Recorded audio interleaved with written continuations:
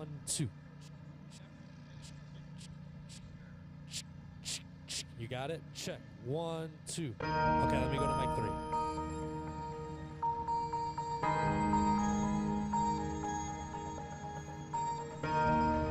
OEM mic check. Line 3. Line 3 check. OEM.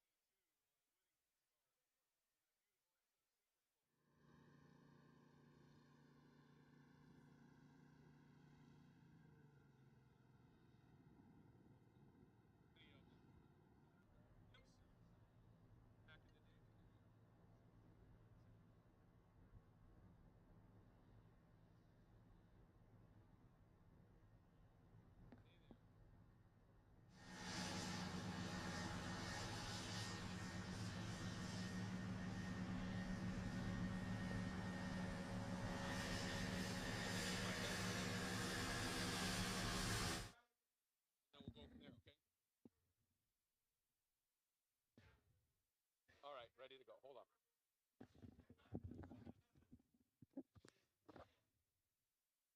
You have me on talkback? You have me on talkback. Did we switch these mics? Yeah, I'm here. Do you have?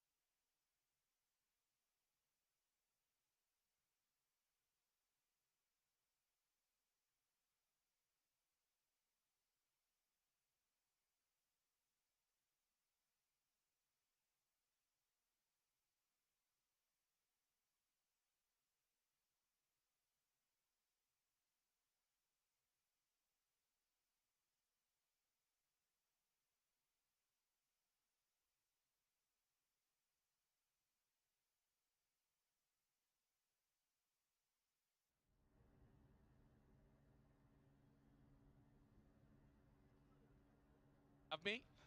There, now I hear myself. Do you have me?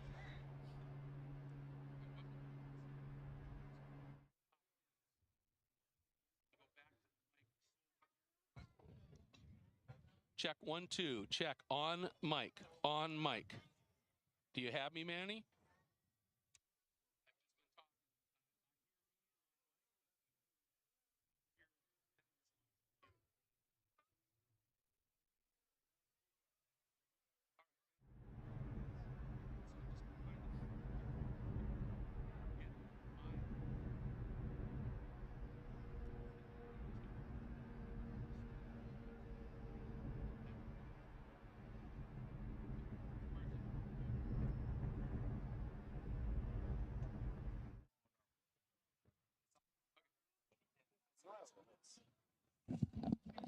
this feeding the OEM yet? That's what we're working. Okay, I figured. And until you guys get it, if I have to, I can hold both mics. It's not ideal. Sure. But I can do that. Ideal, right. Okay. Yeah, I can. So. No, because I'm going to be turning, so I need to. No, it was a great idea. How about some duct tapes? I know you could.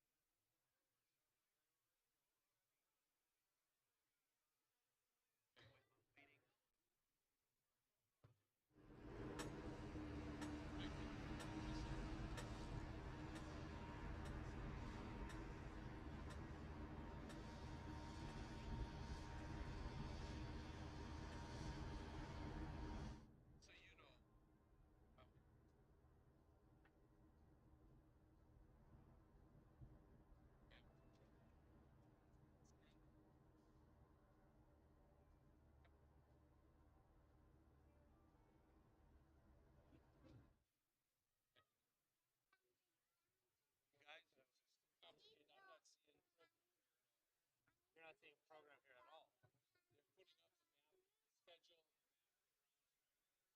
Okay, that's entirely not me. But yeah, let me see what I can do. Sure. I get it, guys.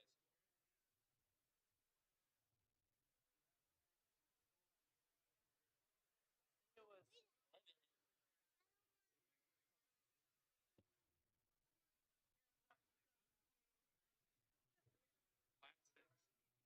From what I understand, it was supposed to be this laptop. I believe. All right, folks, the red block is just about to open. Matter of fact, it looks like it's getting very close to doing that. Then we will have our opening ceremonies begin right 40. Following that will be the race. Laptop just closed.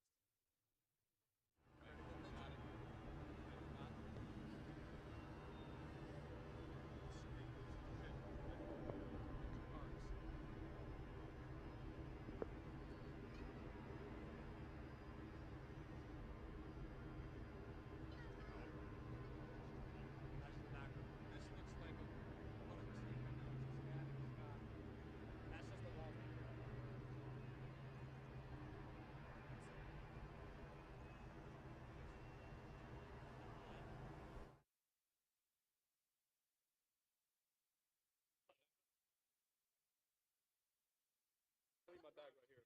Is that cool? Leave my bag right here. Okay. Okay. Now it's a bunch of BMWs from the top. That's just people over here. I get it.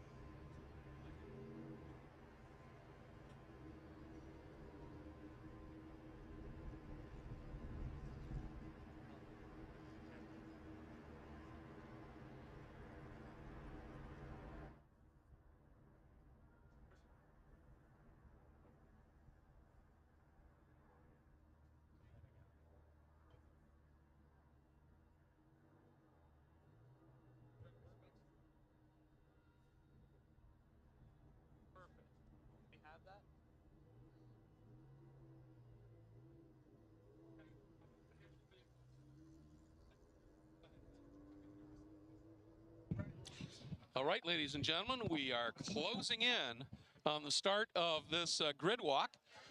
Got some amazing cars out there, and it may not be a huge field, but it is absolutely massive in terms of history, and I think you're in for a real treat that is going to be unfolding here at the Concourse Club on this remarkable track, just a little under 2 miles in length.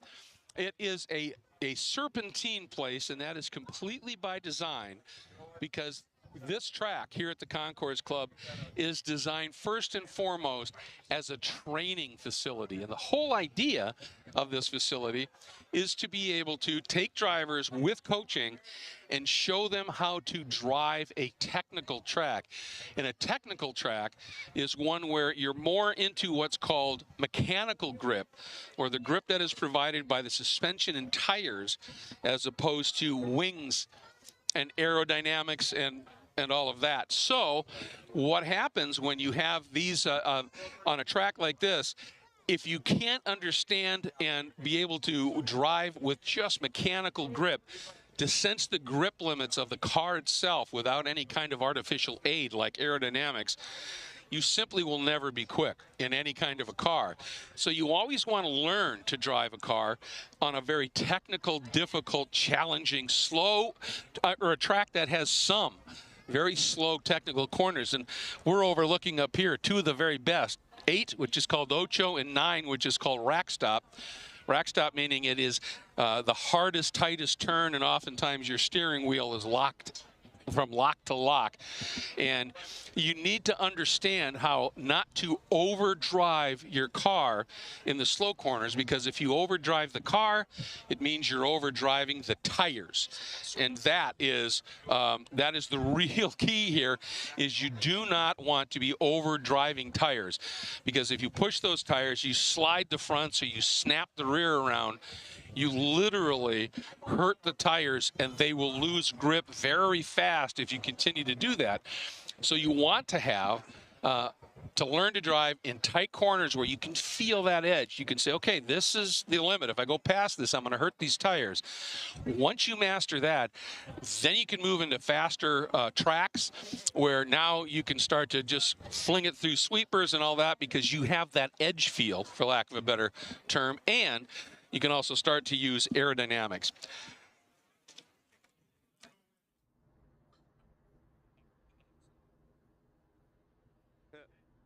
Not yet. Yeah. But I put on the headset, I listen, I learn things. That rack stop turn. Yeah. That was all interesting information. All right. I don't know if I'm going to see it. Tell me when you're writing it.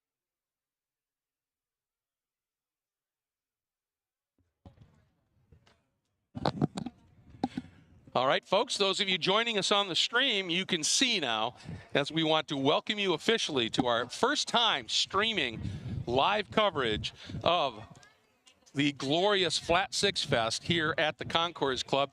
This year, it is honoring the 19 overall wins Porsche has at the 24 du Mans, the 24 Hours of Le Mans. We have 2 car races for you that is going to be unfolding, and they are going to be, the first one will be coming up in just a little bit. It is pre-1998 Flat Six powered Porsches that are water-cooled. Then we're going to have a kids race. I'm not going to give you any information on that yet, because when we get there, it is going to be so delightful, and I want to set it up. But we will have, after the kids race, a second race for post-1998 water-cooled Porsches powered by Flat Sixes. So that's what we're going to be expecting to see here. Let's take a look at some of the cars, not necessarily in the order that they appear on the grid, but there's the yellow number 77. It's back in that 4th row, and that is the KSR, and it's the Buckley Yellow 77 911S from 1967, folks. It's white and blue stripe, and it was run by Bruce Jennings back in the day, and it's running the color would be considered the Bruce Jennings Orange RSR. Then we have the FMS Motorsport, the 199. And that's the Martini livery car right here on the inside of the front row. And that's built by Akumoto Motorsport. And the driver of this car is a very, very talented driver, Angel Benitez Sr. So it should be fun to see where he's able to go with it. Then we have the 901 shop entry, and that is the white, yellow, and green number 27. That's the Superflow Porsche down there, which comes right from that era when Exxon sponsored the IMSA GT series. And it's the Superflow 993. And so that's very, very cool. There's so many. There's the 199 we were talking about, folks. So you can see that right behind that 199. Well, let's move over, first of all, to the number 94, and that is a remarkable piece of racing equipment. That's the 94 is the car number. It's the Whittington Brothers 935. It's the Allegro car. It's the Allegro car, and another very talented driver who has actually done some racing at the Rolex 24 at Daytona. That is Carlos de Quesada. He is a remarkable driver. Then right into the next row we go, and it's the number 27 I was talking about.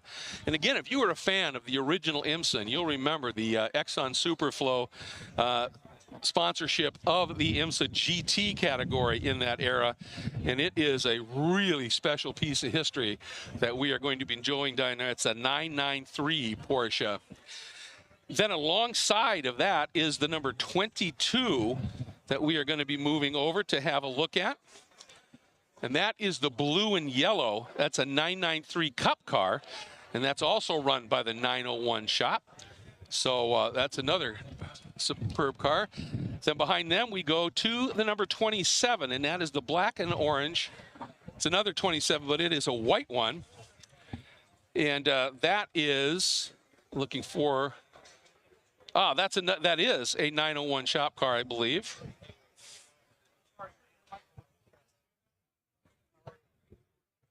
Because they, it's multiple teams are fielding some of these. And then we're going to move over and take a look here at the beautiful number 22 that is getting ready to set sail here. And if you look, that has some Toyo Tire sponsorship on that machine.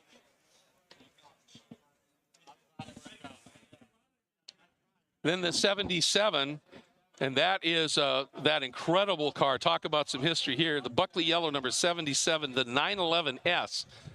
From 1967, Bruce Jennings was one of the competitors that ran that car back in the day. And another beautiful piece of equipment with a huge historical provenance. And we have an all-white Porsche over there that doesn't have any numbering on it. But you could tell by the look of it, it's a little bit more modern version of the car, of the Porsche Flat 6. And then in the back row, we have the number 77. And that is the silver and orange machine, the number 77. So we have a couple of different, numbers that are similar throughout the field here.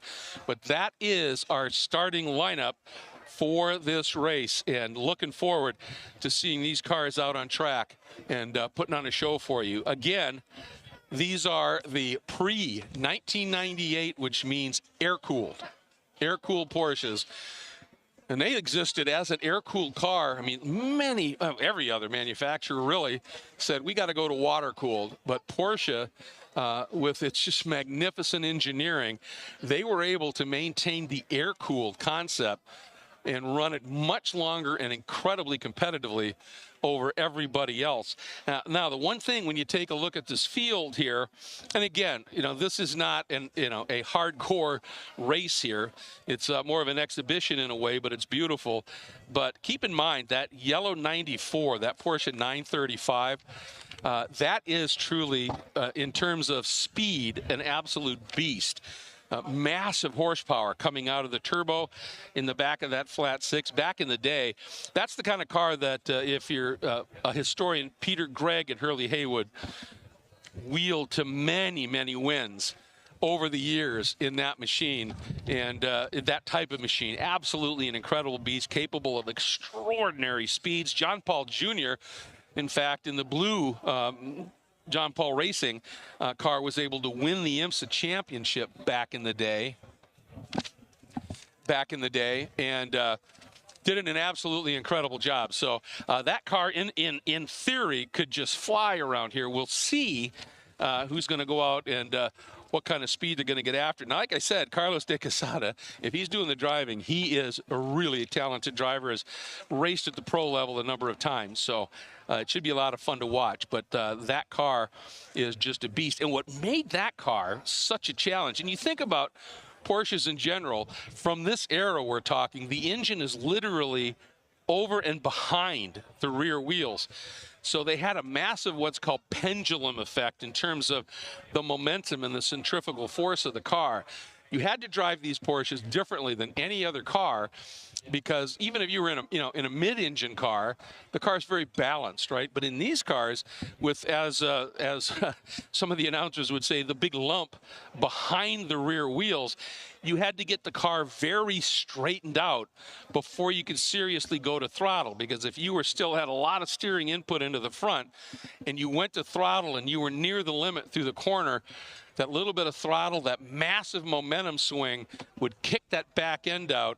And until you figured out how to drive it, you were usually finding yourself pretty much sideways or spun around a lot. That's just how those cars operated. But once you were able to figure it out, they were awesome. And Porsches in particular, in this era, in the wet, you wanted one.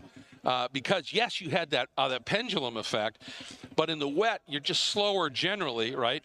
You get into a corner, you brake, you square the corner up, unwind the front wheels, and then you had the massive engine weight right over the drive wheels. So when you went to the throttle, while other cars would sit there and spin and slide, you just launch out of a corner in the wet. They were golden in the wet. And when you figured out how to drive them, like the Whittington brothers, like Carlos de Quesada, like Peter Gregg, Hurley Haywood, the legends, you could get these Porsches around the track incredibly well. But the 935, compared to the other types of cars it was often racing against in the early IMSA GTP category, those cars, compared to all the others, has a very short wheelbase. So two things happen. One, you look at the rear tires on a 935, they are massively wide, because that was the only way you could keep that back end underneath you with the remarkable amount of horsepower. And remember, back in this era, these cars didn't have all the electronic management that we have today that helps eliminate turbo lag, right? So you would have the cars, literally, you'd go to throttle and you'd have to wait till the turbo spun up. And then when it kicked in, it would be like a 2G sudden slam your head and back into the seat. And so if you had still, again, input into the steering wheel, when you went to throttle, that thing was coming around in a hurry. And a short wheelbase car on a really fast track with long, fast corners is diabolical. On a tight, shorter track, short wheelbase is what you want. You change direction incredibly well. But going through long, fast corners, like at Daytona, like at Sebring, and some Spa, I mean, all these great tracks, through the really long, super fast stuff, these cars were diabolical. And the drivers that could master these cars were truly of a very special mindset and build, and had some really amazing anatomical parts.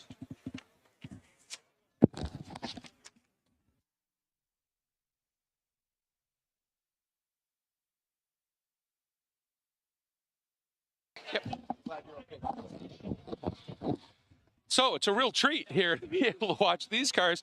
You are truly getting a fascinating look at history, and in a moment, it will be a relatively high-speed look at history as these incredible cars will set out here on this 1.8 mile an hour track. 11 turns, as I said, designed to be a training course, tight, twisty, challenging. But when you get out of the keyhole over at turn 1 and run the straight along where the lofts are, you get to the kink. And by that time, in these cars in particular, you're going to be booking. And the kink literally has it's a slight elevation change with a blind turn in. So you literally turn into the kink almost on faith. And then as soon as you're exiting the kink, and you haven't even finished completing your turn through the kink, you've got to get on the brakes and get that car slowed down. So sometimes you're applying the brakes as you're still finishing a turn. And if you've never done that at speed before, folks, trust me, that is an absolute tricky bit of art to figure out. And so there are some real challenging corners here. And as I said, that's what this track's all about, is the ability to train drivers. Then you get over to turn 3, which is called Trilogy. For a couple of reasons. One, Neil Gahani, who is the creator, founder, visionary of the Concours Club, his company is called Trilogy, and it's also a triple apex right-hander.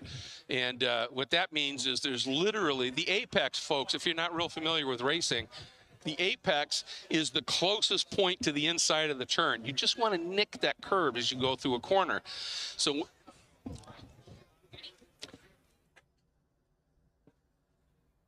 So when I talk about going through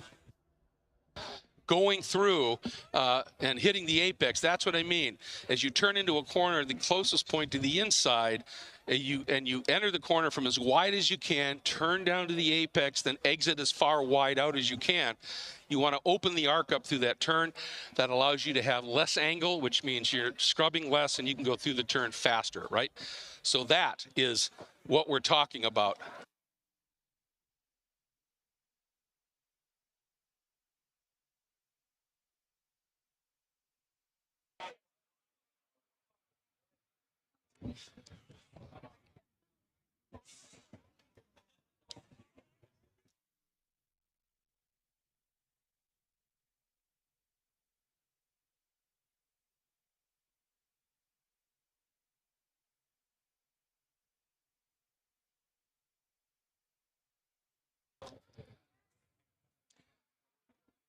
All right.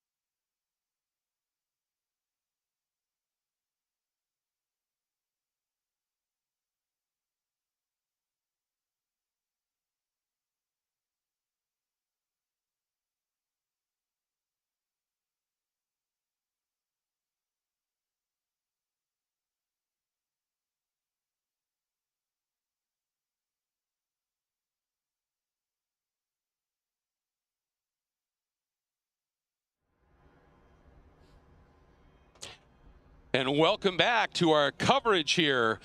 First time ever streaming live this glorious event, the Flat Six Fest this year, honoring the 24 Heures du Mans, the 24 Hours of Le Mans Porsche's incredible run and record of overall victories in that remarkable event.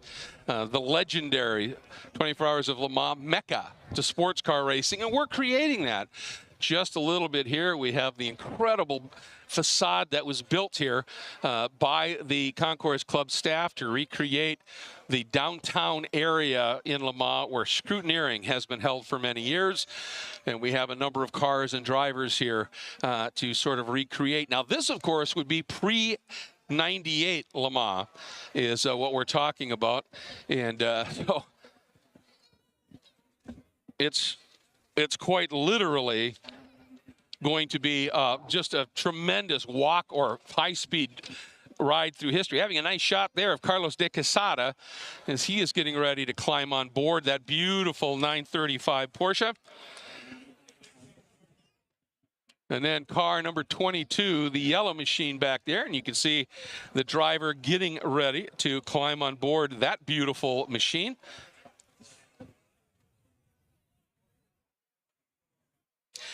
And of course, you can see they are putting on what's called the balaclava, which is a Nomex or fire retardant hood. That is just standard, as they would say, de rigueur these days in motorsports, that you would always wear that underneath the helmet if you are savvy and smart. Just that extra little layer of protection that you want to have as these drivers get ready. Here you can see the entire starting lineup here, and so looking forward to this one. A 25-minute event that will be happening. Then we'll take a break and you can have some more time to go enjoy everything that is being offered here at the Concours Club in this Pininfarina designed center. The event center, which is just remarkable. Good shot here of the pilot of the white number 22 getting ready to get on board for the show that they are going to put on here. And I believe that driver is Juan Pablo Martinez. I thought I recognized him. And those of you who may have been fortunate enough to be at or watch on our stream coverage of the Concours Cup in that number 22 is Juan Pablo Martinez, who won the AM Championship in the inaugural year of the Concours Cup. So absolutely phenomenal talent behind the wheel there. And we talked about Carlos de Quesada, another driver that is right alongside that 94, that yellow 935. Another very talented driver is Angel Benitez Jr. in that 199 Martini liveried Porsche. He, too, is very quick. Right up on that front row. And he is just now ducking in. You can see the crew member just giving him, making sure he's got a little clearance from that helmet as he crawls into the cockpit of that stunning machine. And you see a couple of other people. They will help him buckle in. And, you know, the one thing you want to, whether you're in a high-speed pro race or whether you're in a club race or whether you're in what's going to be a high-speed exhibition, you want those belts cinched because, you know, and everybody thinks immediately, well, it's safety, right? If those belts are loose, that's not a good thing for safety. But the tighter your belts are, it forces the two most important sensors in any race car deeper into being able to feel what the car is doing. And those two sensors are labeled LC and RC, and that's left cheek, right cheek. And you buckle those belts in, then you tug those straps tight so that your butt is literally jammed as far down into that seat as possible so you can feel every wiggle, every nuance, every movement that's going to be happening in that car. And there's going to be plenty happening in this car, the number 27, that incredible Porsche that we've been talking about. I think that's going to be Nelson Calais doing the driving in that machine. And, of course, that comes right out of the Exxon Superflow era of IMSA. And getting a look at him as he's climbing into the office, as it's often called. And just a joy here. And opening up, show you a little bit more of the grid here. Now, we do have a couple of duplicate numbers here, to be sure. So actually, I guess now it's the white 27 that Nelson Calais will be racing. So I'm not sure then. I think it's. So we have a 70. So the 27. Now, we'll just do what we can here for you. But I think now the Nelson Calais is that second, the white number 27, which makes sense. That's the 911. Yeah, the 911, the 74 911 on board there. Across from him is the 22 of Juan Pablo Martinez. And we're going back to the yellow number 77. And that's being run as 77A, okay? And that is Kevin Buckley that is going to be climbing on board that beautiful 1966. And you could kind of tell the age of that car by a couple of things. One, the body shape. But if you look at, if our camera can back up and go to the front of the car for a minute, you've got to look. There are two rally lights that are up there in the hood. And yes, those were certainly used for rally racing. And these cars would do both. They go rally racing and then road racing. You had to have those lights for the rallies, but they also kept them for road racing because lots of road racing, of course, is endurance racing. And so you wanted as much light available as you could possibly have to be able to get out there and run.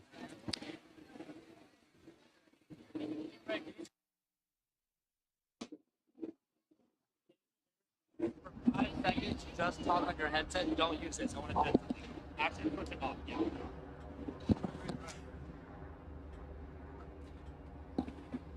All right, and then that all-white Porsche. Nope, we're getting a change. The red 77 at the back of the field, and I think that, too, that's Kevin Buckley now. We got that cleared up. That's Kevin Buckley in that beautiful 1966 Porsche 911. All queued up and climbing on board as well. And by the way, the command has been given. The engines have come to life. And this gorgeous field of 7, to make that 2, 4, 6, 8, 9 pre-1998 water-cooled cars.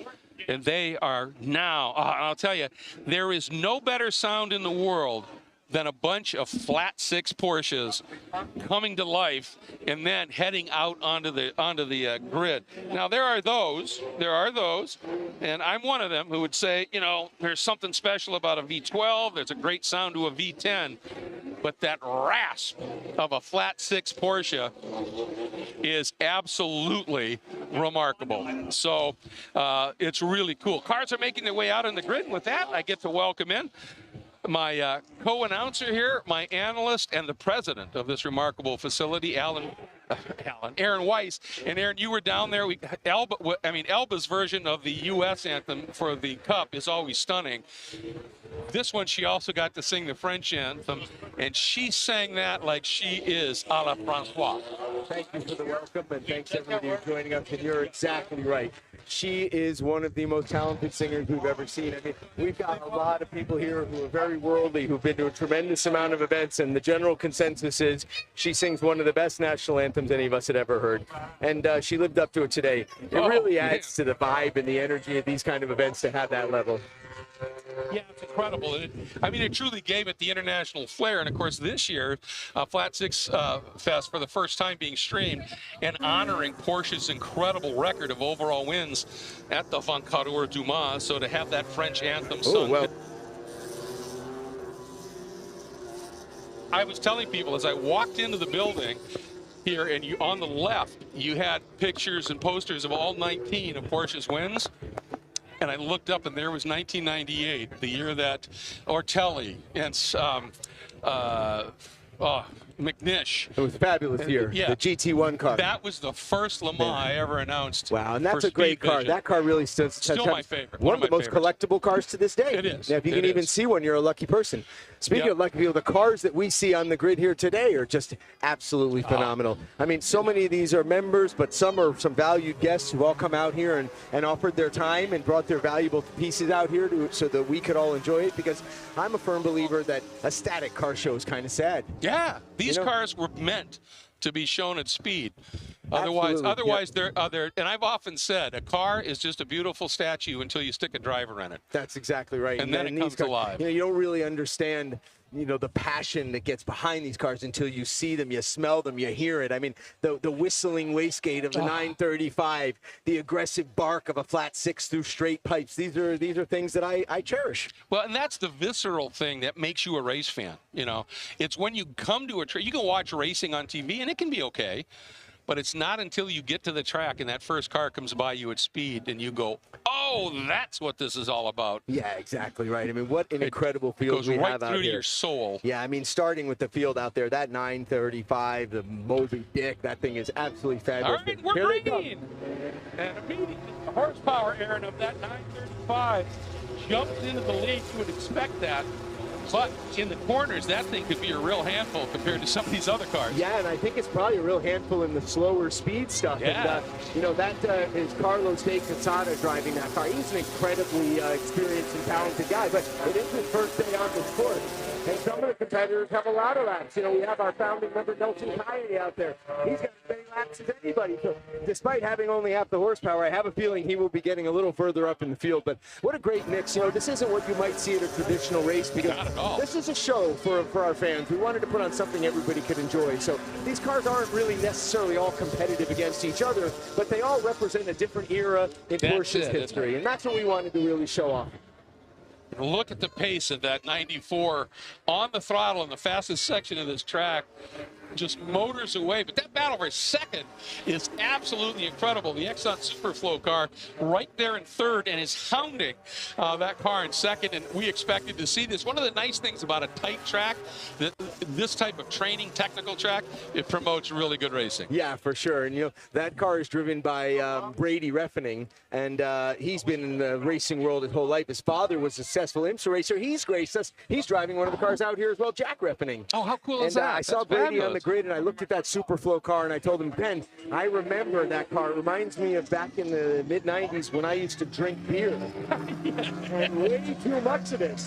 So I have some fuzzy memories of that car racing in period at Le Mans. Well, I'll tell you what, I was watching, I was sort of alluding to, we're watching the yellow 22 in that great battle with the 270. It shows 27 on the car, but it's the 270 of Brady Refening, who was, and he's looking to the inside, down into the carousel. And he got firmly rebuffed down there. So these guys are going to go racing. But the one thing I was talking about, when we get back to a shot on the screen here of that lead car, the number 74, look at the tails away shots. Look at the size of the meats on the back of the 94. Oh, yeah. But we're going to be enjoying this battle for second here on the stream, because it's amazing. He looks like he snuck by. I am not surprised to see that yellow 993 sneak by in the tight corners. That one is piloted. But look what's happening now. Well, he got the 270 getting a little bit of a tow. Yeah, there's the big turbo. So and there he goes. But he's going to get him in. So that yellow car is piloted by our current Concourse Cup Club champion, Juan Pablo Martinez. So the guy knows how to shoe a car. He knows how to shoe a car around here for sure. And he's going to chase. I think we'll get another chance to look at that replay. These cars aren't so evenly paired. They have the same base motor, but the one with the big wing, the orange car, has a big turbo on it. So, he's going to here it is again. Look at this. And that's just power, isn't it, Eric? Straight horsepower. Right into the corner makes no difference. Straight.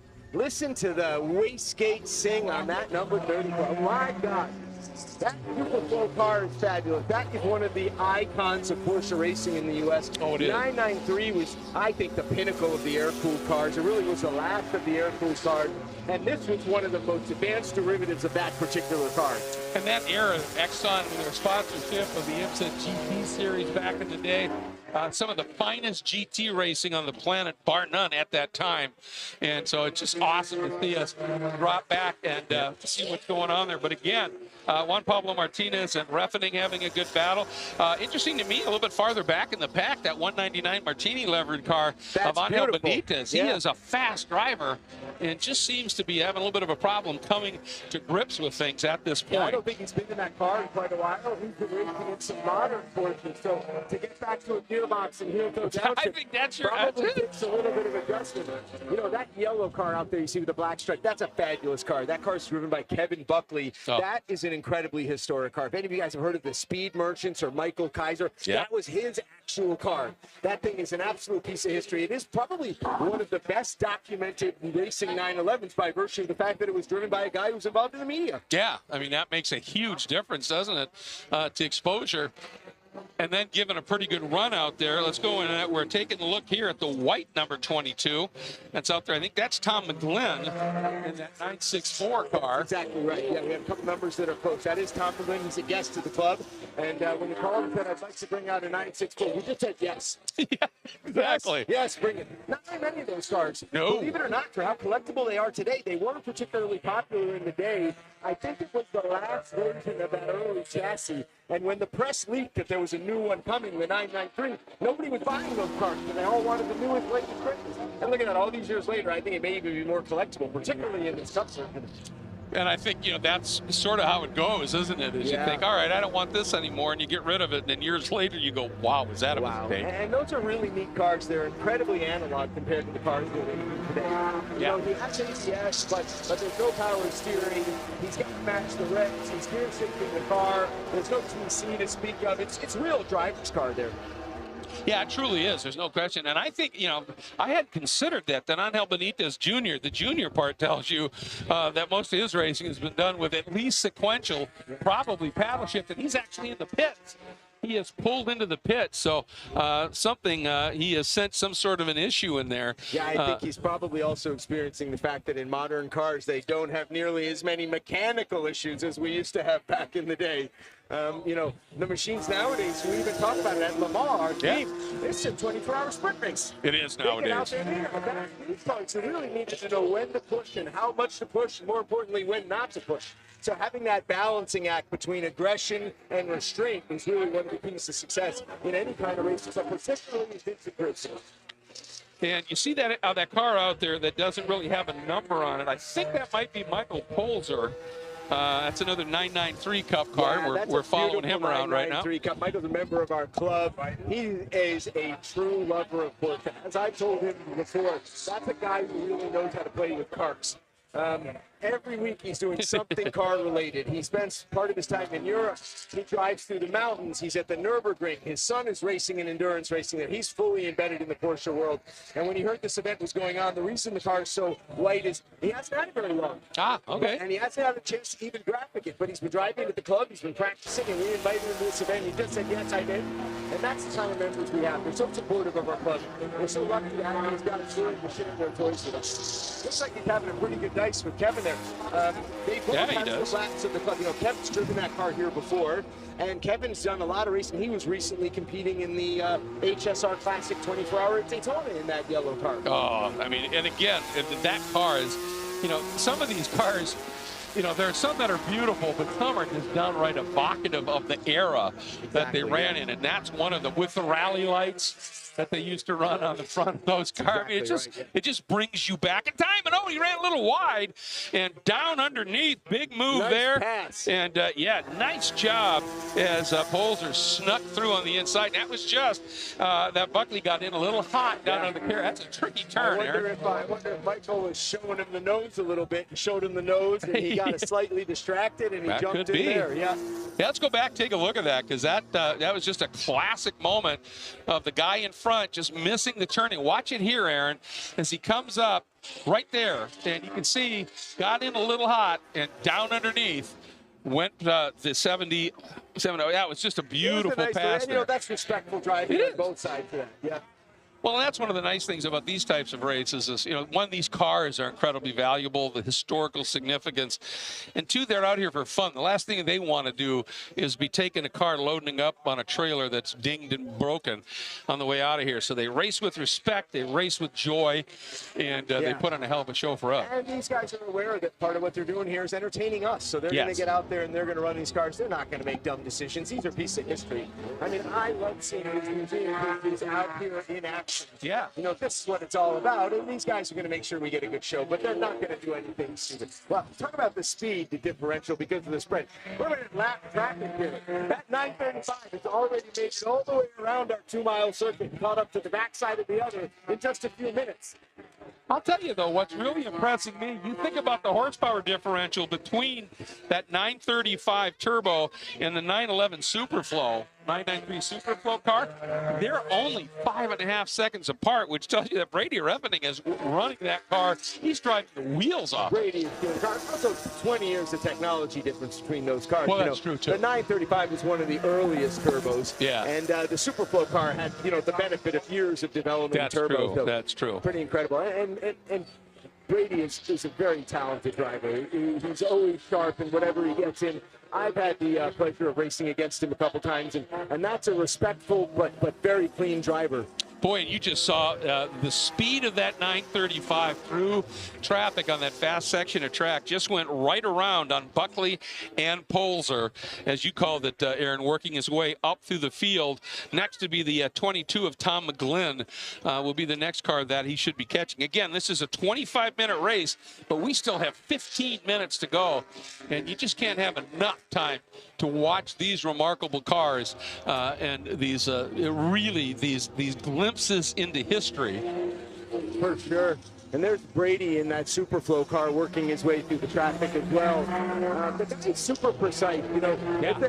You just see how he drives. And every car, as we were talking about, has body language. Yep. And Brady is decisive. When he turns in, he gets all the way to the apex. He doesn't hesitate. He knows how to drive. He knows how to race in traffic. Yeah.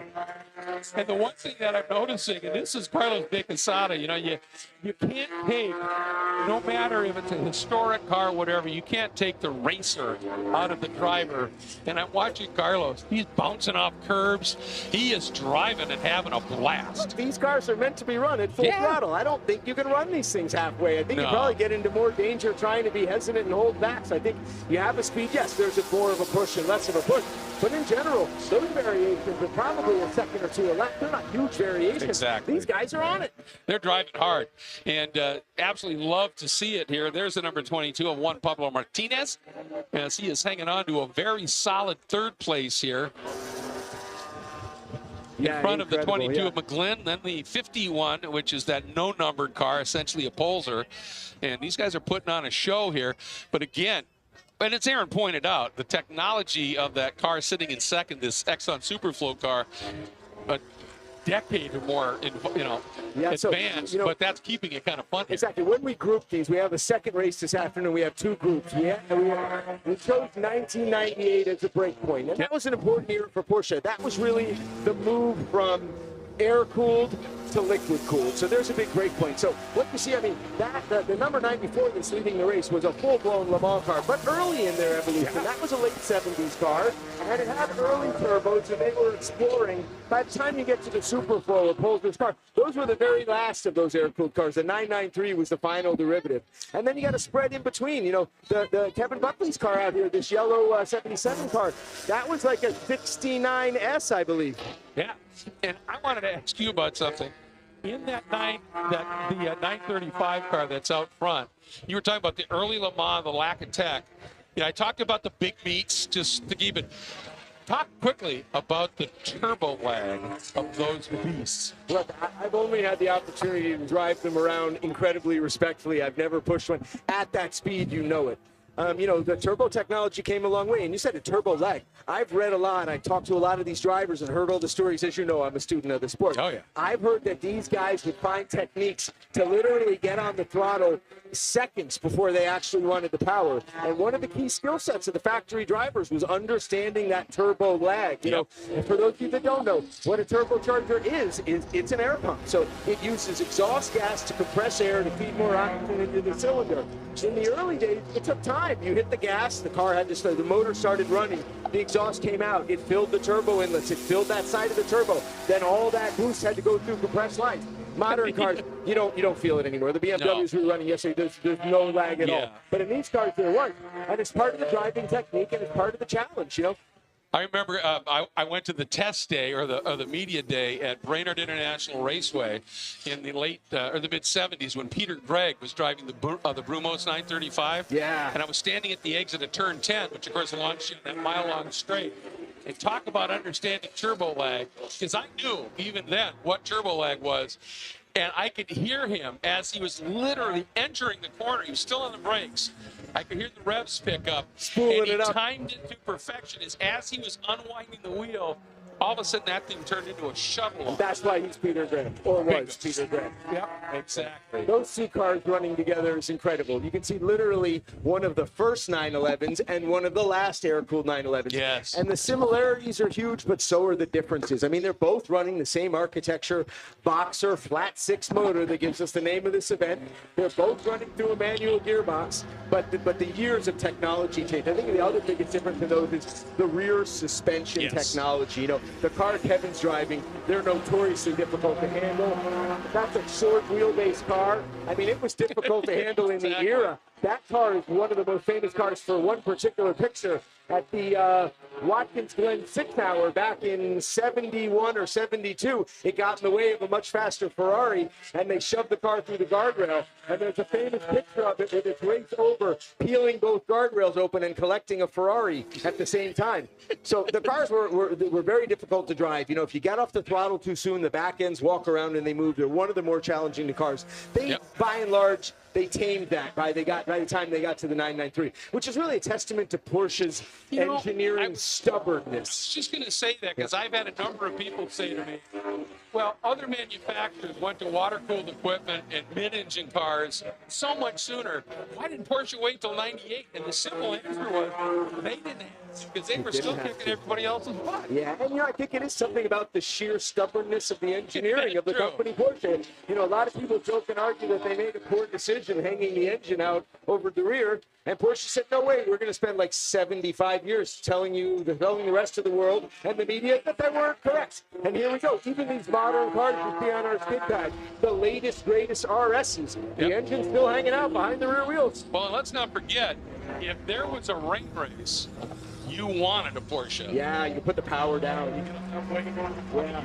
Porsche that's run in historic racing. I got a couple with a big old lump behind the back. Yeah, you love out there. Yeah, today mine is I'm working here and running this event, so I'm not racing. But that is my race Porsche. That's our pace car, driven by our lead instructor, Rod McLeod. I didn't recognize that. Yeah. What a beautiful I mean, you got to have a period correct pace car if you're going to have a vintage race, right? Well, yeah, absolutely. What a view we have from up here. This center is so ideal for this kind of event. And the ability to see everything. Look at that down the back straightaway. That was beautiful. That was Juan Pablo Martinez getting a really nice run, tucking in behind Poulter, who has that big wing, getting in the draft, and at the last possible moment, ducking out, going to the inside, and getting a late break move done. Well done. Absolutely. And that's one of the trickiest complexes the corners on this facility. And that's why they're so aptly named Temptation and Frustration. And both of them dealt with that absolutely perfectly. You know, one of the reasons we gave all of these corners, not just numbers, but names, is because we foresaw that we'd have a second pit lane. Yeah. Today is the first time we've ever run a race out of this pit lane. Yeah. So what their first corner they're entering out of this pit lane is actually corner number 8. But in this race series, it's their first corner. But the names make it a little easier. Yeah. Turn 8, which is the one you see right here to our left, we call it El Ocho. Turn 9, which is down here by the non-Porsche parking area, that's called the rack stop. Turn 10, that the Kevin Buxton just went through, and the race leader's going through right now, is called Tradition. And we named it that because it's the only traditional 90-degree course on the corner. The last corner is the long carousel. You see them entering right now, and we call it, probably not creatively, the carousel. But it's just happening. We see this car just coming through Tradition and now making a run into that carousel, and it's that Exxon Superflow car.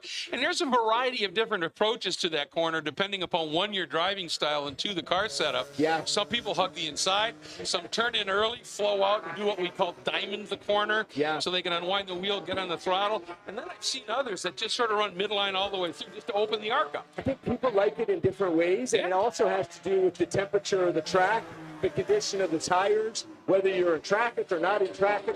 All of those variables affect the line choice through that area. I like that diamond approach that you mentioned. Typically, I think when you see guys who are running wide, they may have overcooked the entry a little bit. I'm not sure that's the fastest way. Yeah, usually if you're middle of the corner or out as you get into the carousel, and there are those who would say, well, I'm just late apexing it. Yeah, you overcooked it coming in, so you have to late apex it. It's a different deal here, but you know, one of the beauties of modern track design, which this is a modern track. It's designed to the latest FIA standards. We've built in the margin to make mistakes because not all of us are pro drivers. You know, you go back to a track we were mentioning like Watkins Glen or Le Mans itself. There's very little margin for error. But this is a track that's designed for our members. So many of our members learn how to race here that we built the course in with a lot of inherent safety. So all the painted areas you see out there, that's called runoff. That's there for when you make a mistake. So I would rather make a mistake and drive through my painted runoff than make a mistake and visit a guardrail. Without a doubt. Especially with cars of this value in Provenance. Yep. Hey, and I wanted to tell you real quickly as we're getting near the end of this, I finally was able to track down Frankie Unanue after the race yesterday. And we were speculating because we couldn't tell. And I said, Frankie, what happened? And he said, oh, it was really simple. I ran out of talent. And he got too wide onto the runoff over there, and it snapped him around. He's a humble kid, and he said he ran out of talent. We did a lot more research. He got into a minor kerfuffle in the first turn, in the first lap, turn 3 that we missed. Oh. And there was a little touch. And one of his rear wheels was not aimed in the same direction as the other 3. A little bit of toe out. He had a little bit of toe out there. So the fact that he was able to soldier as far as he did before that bit him is a testament to him. And the fact that he doesn't blame another driver, blame anybody, he takes it upon himself. Yep. That's why he's a fabulous driver and getting faster every race. Yeah. Having a look here again at Michael Polzer and that beautiful, no, excuse me, that's not Michael. That is well, that's Tom McGlynn. Tom McGlynn, yeah. Yep. Back in the beautiful I'm white looking number at our 22. race leader, Carlos de Quesada, making moves and getting behind Michael Polzer in his 993. You see that was perfect. So Michael didn't quite see him, so Carlos backed off. And then when he got back on, the car looked slow for a moment. That's turbo. When he backed off, the wings get open, the compressed air disappeared into the atmosphere, and he had to build the boost back up. What you can see, which is, I think, one of the super coolest things about those, and the reason I love watching those and watching the old video of those things running in the mall at night, what you see hanging out behind the bumper in the back there, down in the middle, are 2 honking huge turbos. And those things go bright red at dusk and in the evening. And when you see it come by, you can look underneath that bumper and see those turbos hanging out there. I think they're massive. I was reading about, you know, in the paddock today, we have another car displayed, a white one in the center, the 934. Yep. That was the original single turbo. Yep. And then when the rules allowed a double, they said they went to 2 smaller turbos. Then it came out and looked at it. I said, that's a smaller turbo? Yeah, exactly. And it was magic. Back in that era when you were watching at Le Mans or Daytona, Sebring at night, and they'd go by and that red twin glow out the back. And, you know, you're looking at that. And as is everything in racing, right? It's physics, and it's also the exchange of energy. You see the red in those turbos, you realize how much energy is being exchanged in that motor. It's pretty amazing. For sure. These guys are getting close to wrapping it up here. So today, three and a half minutes. The next feature race, maybe the one I might be most excited for. For those of you that saw those little red cars sitting there, today is the first ever race for our members, our youngest generation of members. We're having a kids race coming up shortly, complete with a Le Mans start. And then if you stick around, you can see the later cars running in this afternoon's feature race. We have some modern hardware. You can see what Porsche's up to today versus what they were doing in the past. And I'll tell you what, I did a little looking because I wanted to know what those cars the kids are going to be running in. Because I knew it was a Fangio era Ferrari, but I didn't know exactly which one. It's the D50 from 1955. Absolutely. And doesn't it? Yeah. I mean, it just looks so perfect. Incredible. It looks like on the timing that we probably got 1 more lap for the leader, maybe 2. So you keep your eyes open to see a flag coming out shortly. And, you know, the leader's best time so far is a 1:25.7. That is an incredibly respectable time. It is. Ironically, incredibly close to a fairly decent time that we would see in the modern BMW. Yeah, not too far out. Achieved in a completely different way. I think the amount of skill required for Carlos to get a 125 on this course compared to us in our BMWs with there's that white flag which means 1 lap to go. You know, we have traction control and ABS and air conditioning and different power delivery modes, and he's out there wheeling it. Yeah, and with, as we talked about, a massive amount of horsepower that kicks you in the butt, throws you around. The turbo hits right there, and you can see the acceleration just ramps up. And I mean, he's carrying trail brake all the way through to get the front end of that car planted, to get it through the car itself. Yeah. Final lap, he comes on to what would be the front straight, but now just heading down into what's called the keyhole. Arguably the most important corner on the track is the keyhole, because especially for this car, onto the fastest section of this track by far. That's exactly right. The most important corner is the one that enters the longest straightaway. So, yeah, it looks like you're right. The leader is starting inside. The Carlos Dicasada is sliding all over the place. Those tires are getting worked. This surface has a tremendous amount of grip, and he's pushing the car, and it turned into a warm day, and no race is easy. Even though this is the kind of gentleman's race, as we said, none of it's easy. I think driving this car anywhere, anytime is a real physical challenge. Can you imagine being in that car for a 2-hour stint? In the middle of the night, getting 2 hours of rest and getting back in again. Exactly. You guys are doing the Le Mans 24 hours with 2 drivers. I know. Which is now illegal. Yeah. Here we go. Checker flag. Well done. Our winner, our first ever race launched from the South Pit, goes to Carlos Dicasada in that beautiful Whittington Brothers 935 Motor Pit. Second place, Brady Reffing. Super run. He made it all the way up there in that 97 or 8 993 RSR Superflow car, which is an iconic livery in that car. You don't remember the tiger in the tank? That's it. That was the car. And then coming across for third is the first ever champion in the AM division of the Concours Cup. Gentleman by the name of Juan Pablo Martinez is going to be coming through here in short order. I'm a big fan of Juan Pablo Martinez. You know, as I told you before, I raced against his father, Andres Martinez. I raced against Andre Martinez for years. Yeah. That's his father. And today, I believe we're honored to say it's the first race of the third generation of Martinez. Tino Martinez is going to race in the kids race. Wow, how cool is that? I have a feeling the kid's going to be fast. It's got to be genetic. You'd think. Yeah. You think so, yeah. That's amazing. Waiting now for the pit times another one, Tom McGlynn. These guys are cycling around. And in a typical race, you might see the guys come in and stop here. But today, we're going to bring them back over to the north pit, which is what you see across the way under that shade structure. That's the member pit. And the reason we're doing that is because the kids' race is going to be executed here, right here in pit lane, so we all have a close-up view of it. So that's why the cars are going to return here. We're going to move these cars back over to the north pit. We're going to get the kids' race underway. We're going to get them suited up. And what's the circuit going to be for the kids? They're going to be exiting. They're going to be starting with a traditional Le Mans start. Right. So the cars will be lined up on the opposite side of the guardrail of pit lane. The drivers will all have to start with one hand on the wall. Yeah. We'll fire the gun. They'll run over. They have to jump in their car. They're going to do a quick stop here and do a check before they transit back. Okay. They're going to let them out of the cars so these guys can hang out and have something to eat and drink, and the crew guys are going to take them back. I think that's fair. That's fair. And then they're going to exit pit lane. We're going to do a little barrier build. My team's all ready to go. They're going to go down towards turn 8. They're going to make a hard, wide, 180-degree right-hand turn, and then they're going to run all the way down the straightaway, and the checker flag is going to happen right here in front of our event center in the front straight there. Oh, that's cool. So basically they're running a modern version of the old Avis track. That's exactly right. That's exactly right. All right. Yeah. And it's fun, which is right because it was Berlin. There you go. And it's Porsche. It's and Porsche it's the Flat Six Fest. So what beautiful. a great race. Thanks for everything here. I think at this point we should go down and say thank you to these drivers. Let everybody get back to the music and the food.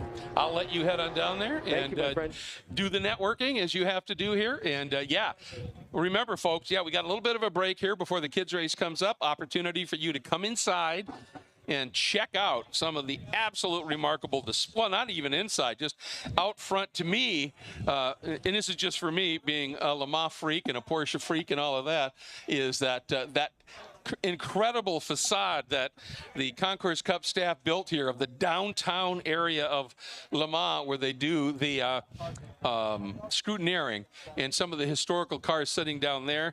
That's just in itself worth a wander.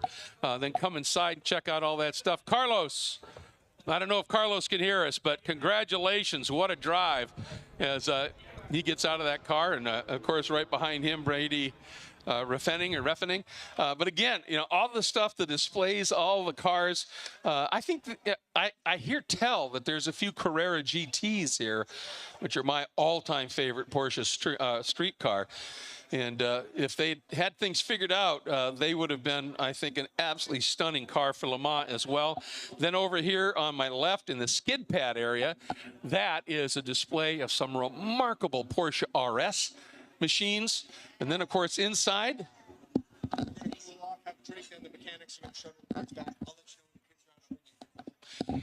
and you come inside here. There, of course, is the Haribo Gummy Bear Center, and you want to be checking that out. But all kinds of music and entertainment, artists doing and just fabulous stuff here. So make sure you come inside and enjoy everything inside this Pininfarina designed event center. It's stunning inside and out. And then we just got a clarification that the drivers that have competed in this race are stopping here. They're going to get out. And, of course, you've got to do your post-race bench racing, as we call it, where you all stand around and talk about your favorite moments or not-so-favorite moments in the field. As you can see here on our stream, the gentleman in the white, that is Carlos de Quesada, who just won this. That's Brady Refening in that second car is leaning there as well. And all of these guys, they're going to chat a little bit. Then they're going to come inside since they're competitive, or some of them. They might be running in the post-98 race coming up. But they're going to let them come inside, relax, cool off, get us something to eat and drink and enjoy a little bit. And then we will, as soon as we get official word about the kids race, we'll let you know about that. And then, of course, we'll wrap the day up with the post-98 water-cooled version of the racing. Let's take a quick look here on our stream of some of the highlights of this race. But it was, again, just a... Now, look at this. This is what I wanted to show you guys first. This is the RS display. It's over in the skid pad area. Here is the Porsche display out in front of the building. Now, look dead center up a little bit. You can see that wall, and that is a recreation of downtown Le Mans, where scrutineering is, look at that, always taking place, and some incredibly historic cars there. And if you've never been to Le Mans, folks, trust me, that is exactly what it looks like. And here are these amazing replica Ferrari D50 1955 Juan Manuel Fangio cars that the kids are going to be taking out for their race. It's going to be just wonderful. So it's a good look here at the field of cars that was about to set off in this race for the pre-98 water-cooled Porsches, led by that incredibly powerful, fast, and I'll tell you, the meats on the back of that thing, they got to be 2 feet across. I mean, it's just remarkable how big those tires were just to keep the back of that thing planted. And then the rest of the cars. And those of you who are here on site, you're watching right now, coming down the track here is the barricade barrier that's going to create that big hairpin turn eventually. And I don't know what happened for the 199 of Angel Benitez Jr., but now he has been able to start, and he's going to follow the parade of cars back around. I hate to see what happened to him. He would have been a certain player in this. But here we go. Here's the cars now. This is for the first race that were out on their pace lap. And as Aaron said, this is the first ever race, first ever event that has taken place with the South Pit being the key pit in Ocho becoming the first turn. And here we go as the cars came streaming up and heading into the race. And as you would expect, it was the number 94, 935 that leapt out into the lead. But this was an early fabulous battle here when Brady Refening and Juan Pablo Martinez duked it out. And Juan Pablo in that white car, he was able to hang on for a while, but the speed of that Exxon Superflow 993 car was just too much. But the battling, and this was a little bit later in the race when we saw Michael Polzer in that all-white Porsche and McGlynn and Buckley putting on an absolutely fabulous run.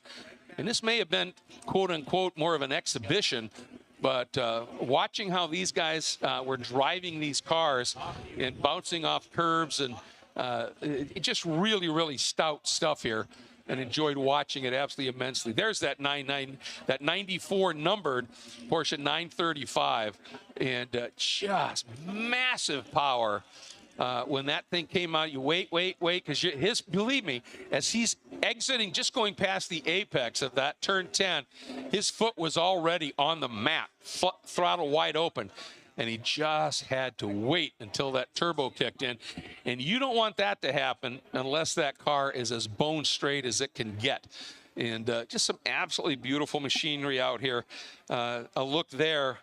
That 77 of Kevin Buckley, that 1996 911. Boy, that's just, to me, an evocative piece.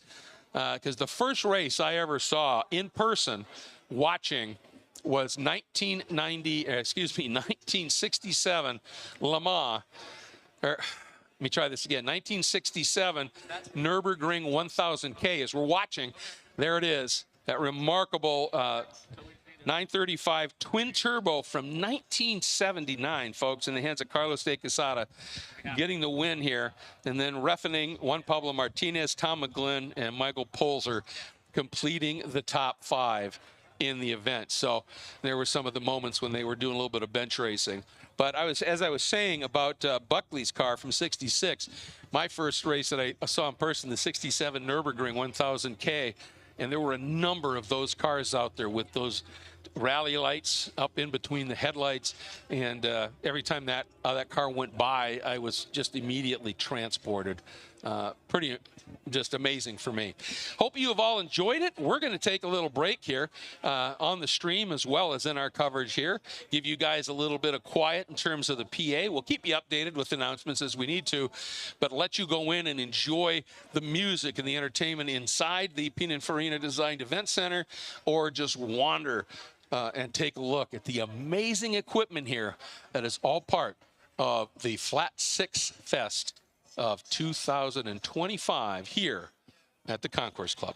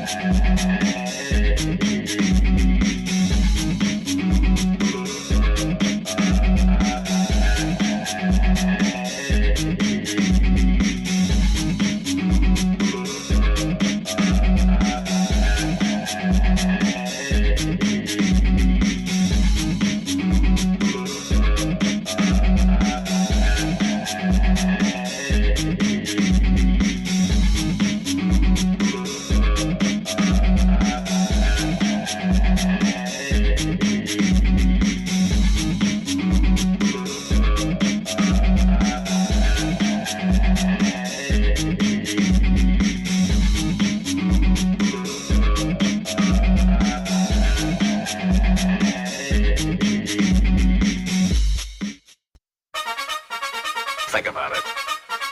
Think about it.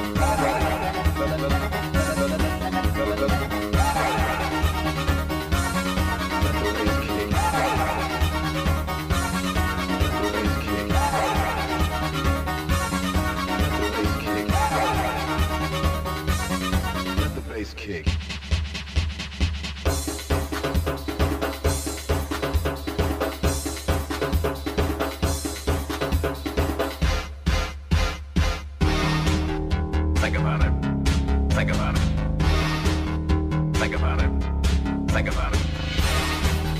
Think about it. Think about it. Think about it. Think about it.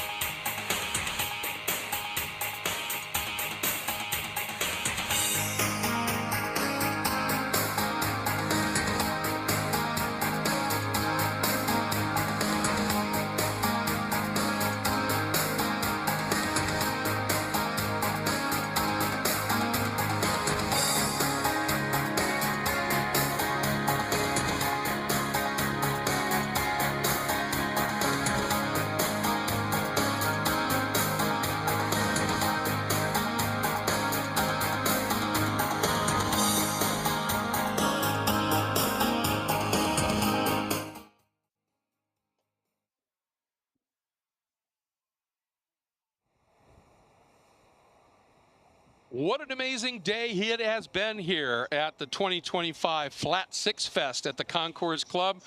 We have had a race already unfold for the pre-1998 water-cooled Flat Six Porsches. We've had a couple of kids races that were wonderful, fun, entertaining, and now it is time for the final race of this 2025 version of this remarkable event.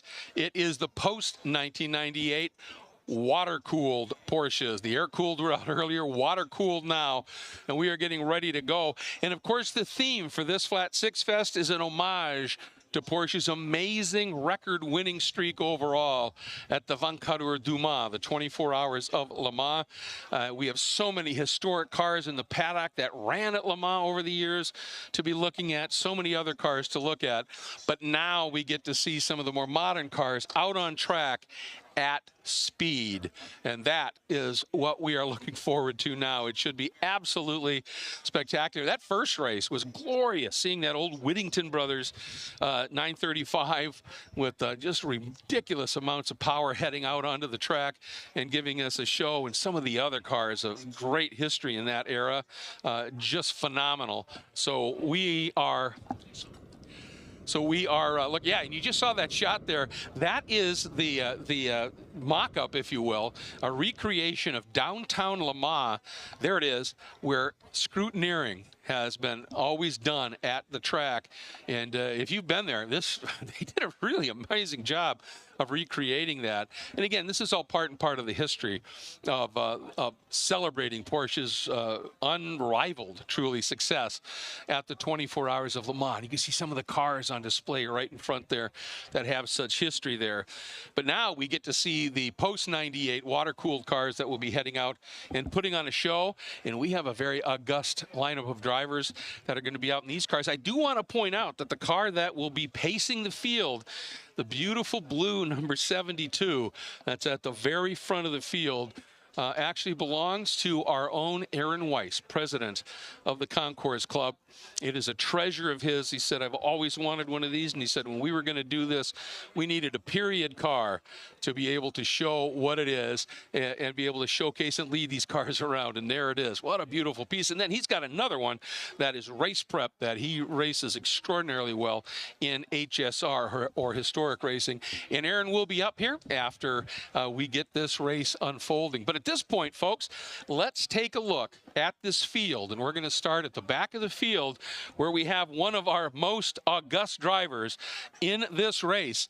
And those of you, this beautiful silver Porsche, it doesn't have a number on it, but if you look on the B pillar right behind the driver's window, there is a Brazilian flag, and the reason is that car is going to be wheeled by Helio Castro Neves, the four-time Indy 500 winner, a recent IMSA prototype champion, and generally regarded as one of the best drivers on the planet.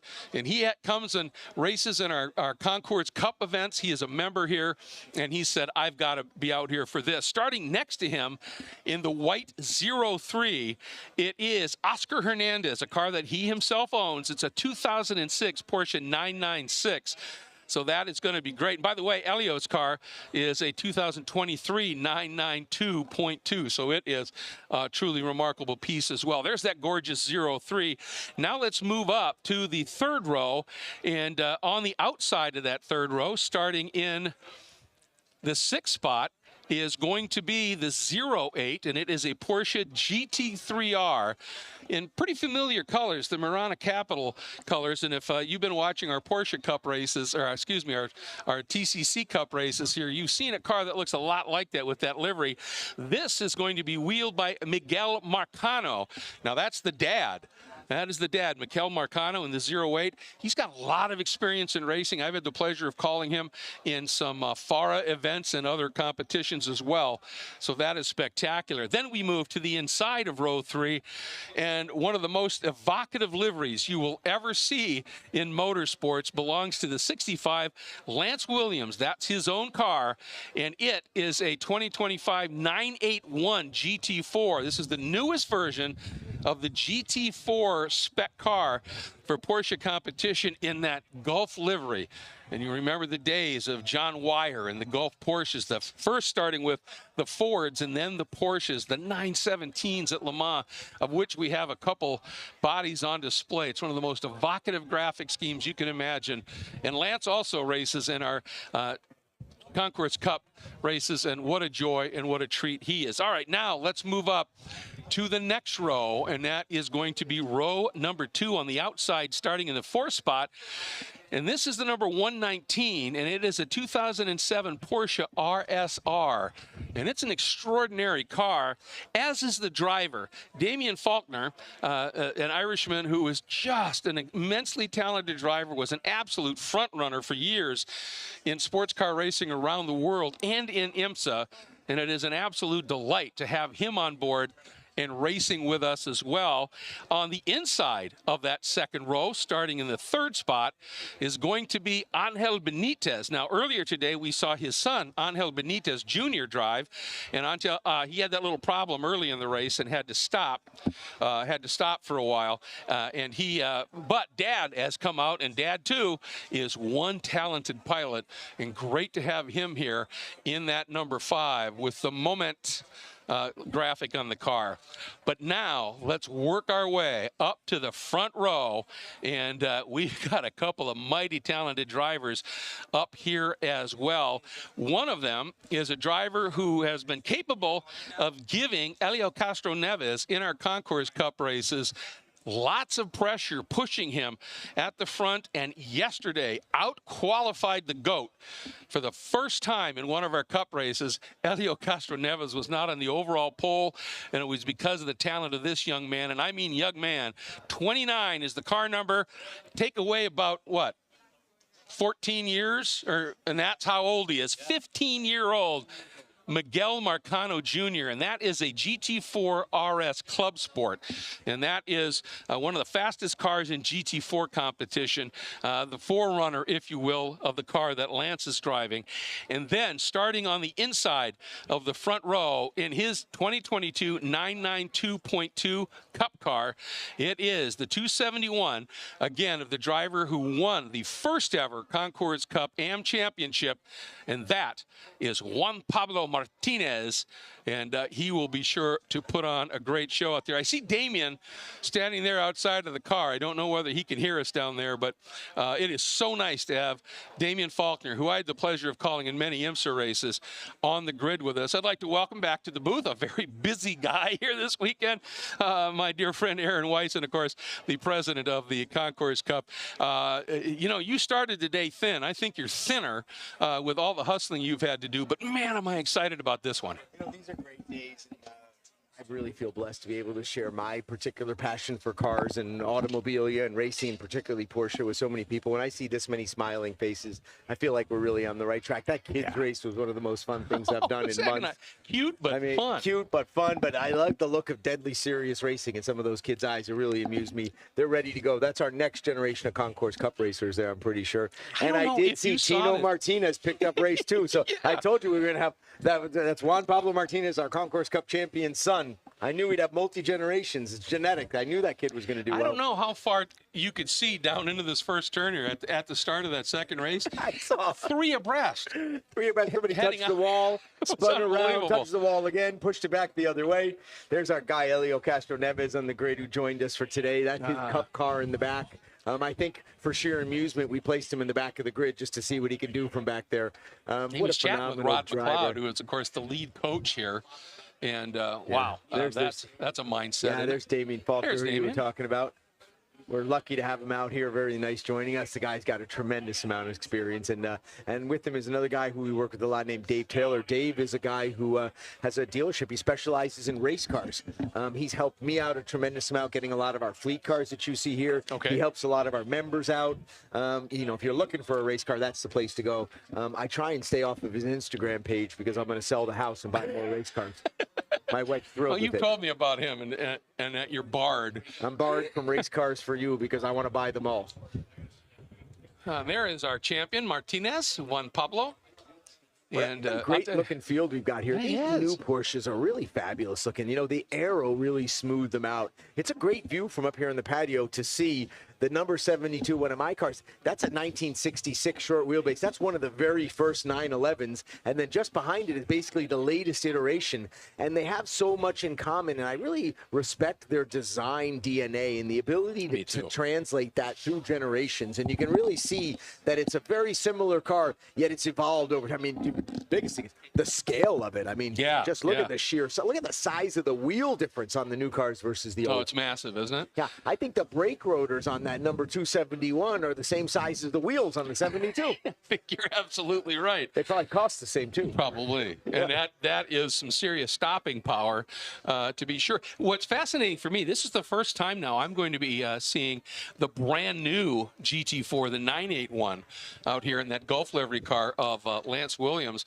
And I mean, just such an evocative livery, as I've talked about. You think about those glorious John Wyer Automotive 917s and the like. There's your old tire. There's that 15-inch wheel. That's great. Yeah, that's fabulous. But that car, I can't wait to see it out on the track in Anger.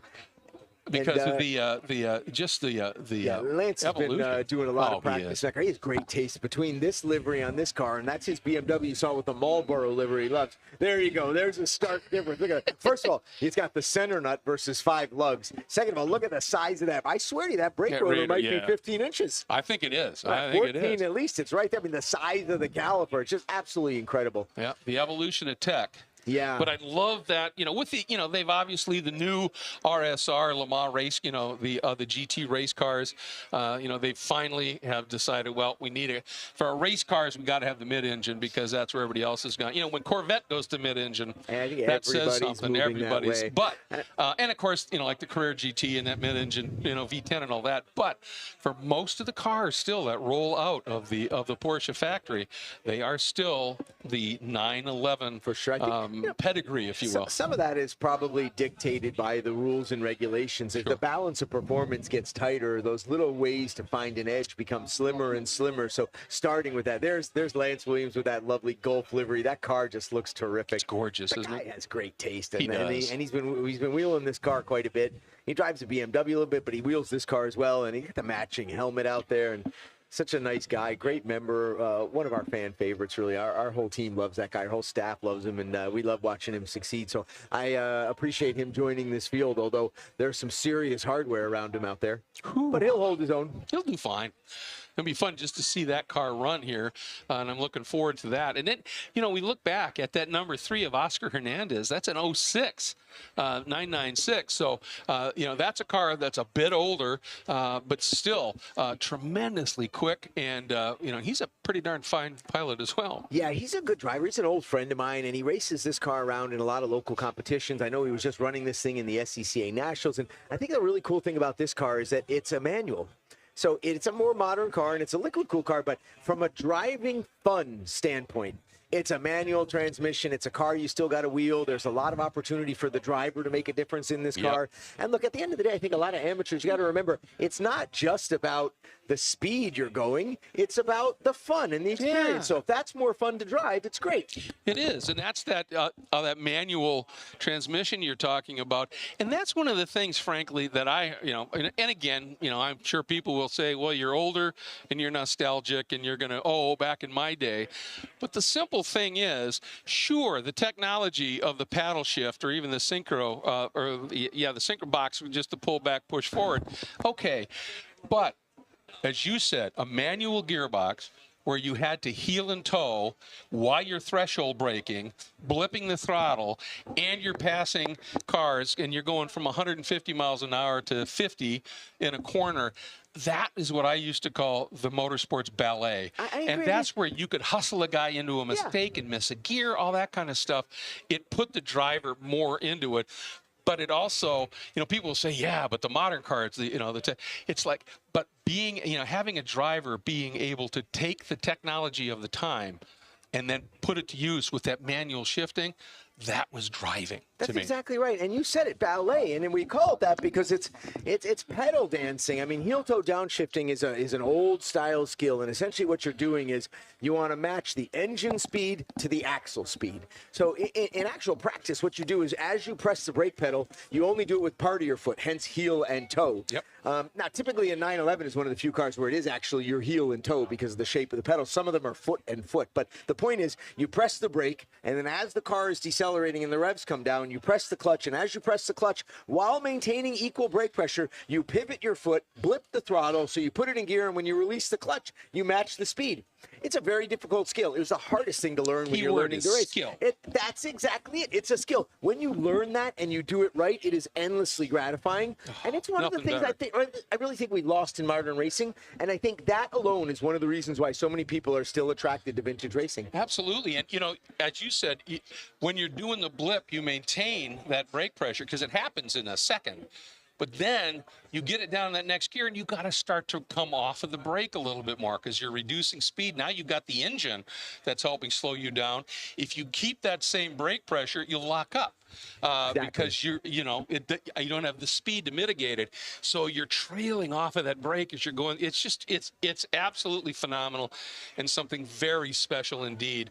And yeah, I'm looking forward to this one. And I really respect Oscar for maintaining that and having a car. I mean, a lot of guys, even in his class, are switching to more modern stuff, and stuff with paddle shifters. And yes, the PDK is a faster way to shift. There's no question. But that's not always more fun. No. And I'll tell you one thing. If you think you can't do a heel and toe downshift through 4 gears really fast, Google Senna, pole lap, Suzuka, and listen to the speed with a gated gearbox, heel and towing. That's the skill where that's why Senna was one of, if not the greatest. You know, ever. A lot of you guys have modern street cars and they have like an auto blip or something. Even if you get a manual, when you go to put it in a lower gear, it raises the revs for a second. Now the computers do it for you. Yes. But what that's doing is it's mimicking the skill of heel toe downshifting. Yeah, it's just incredible. One last thing here, because we're close to our drivers to the car command. Damian Faulkner, that car is an RSR. What sets that apart from an RS? I think, as these things go for balance and performance, essentially, that one was a little bit closer to the pointy end of the grid.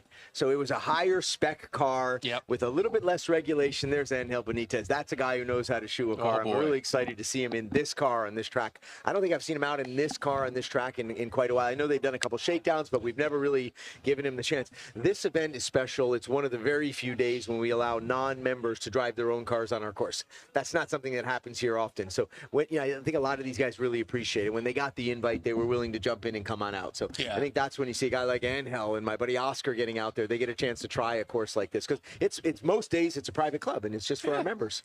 Yeah, this is really special to be able to come out and one, just to celebrate the club. Two, to celebrate Porsche's amazing pedigree. Thirdly, their amazing record at Le Mans. And, just so much stuff. And then to be able to have some of these remarkable cars with these great drivers that are climbing in behind the wheel. Like this young man we're watching, 15 years old, out-qualified Helio Castroneves in the Cup race yesterday. He had a great drive yesterday. Phenomenal. Just very, really good. Very poised as well. And the thing I was super impressed with was when he started to get a little gap and Helio started to walk a little, it's easy to get stirred up in it, to get wrapped up emotionally, to make rash decisions, to chase a guy down for pure ego. But the kid's smart enough to realize how we calculate the championship points. And he said, more important to be solid. He watched his mirrors. He stayed in the right spot. He didn't overcook anything. He didn't push the car too hard. And I think yesterday was a huge day in his championship quest. I think so too. And the interesting, that's the key, is that when you think about it here, Helio runs in the pro category. Yeah. Marcano runs in the AM category, so he got full AM points for the championship. Yeah. So I think he big pictured it just a little bit. And he'd already proved his point in terms of raw speed. Exactly. He was able to get the job done. We have some regulation changes that we've adapted on the fly to suit our members. So Helio's in the pro class because we told any other member you're welcome. If you can go win the Indy 500, not once, twice, three, but 4 times. Plus, throw in a couple Daytonas and IMSA championships and Petit Le Mans and the accolades accolades that this guy has. I mean, you could write a book, and hopefully someday he will. Incredible the amount of skill. So we put him in an own class, but our guys really enjoy it. And for him coming out, I mean, I hope you guys all realize what a special treat you're getting to watch a guy like Elio Castro Neves drive in this kind of environment closer. I mean, the guy's got a special ride. He's going to be in the Daytona 500 in a little while. He's going in for NASCAR. another 500. He's in IndyCar. He's in sports cars. He's in sport cars. He's in go karts. He's incredible. He's one win away from breaking the all-time record for most Indy 500 wins.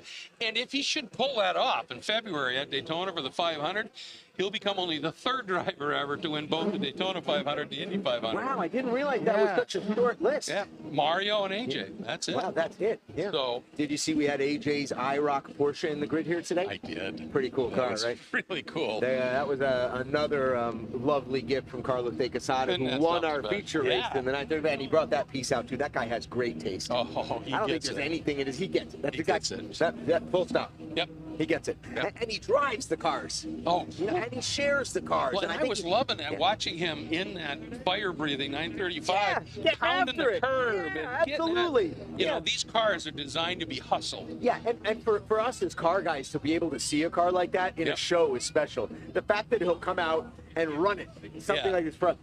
I mean, how many people today got to hear that car bark and scream for the first time ever?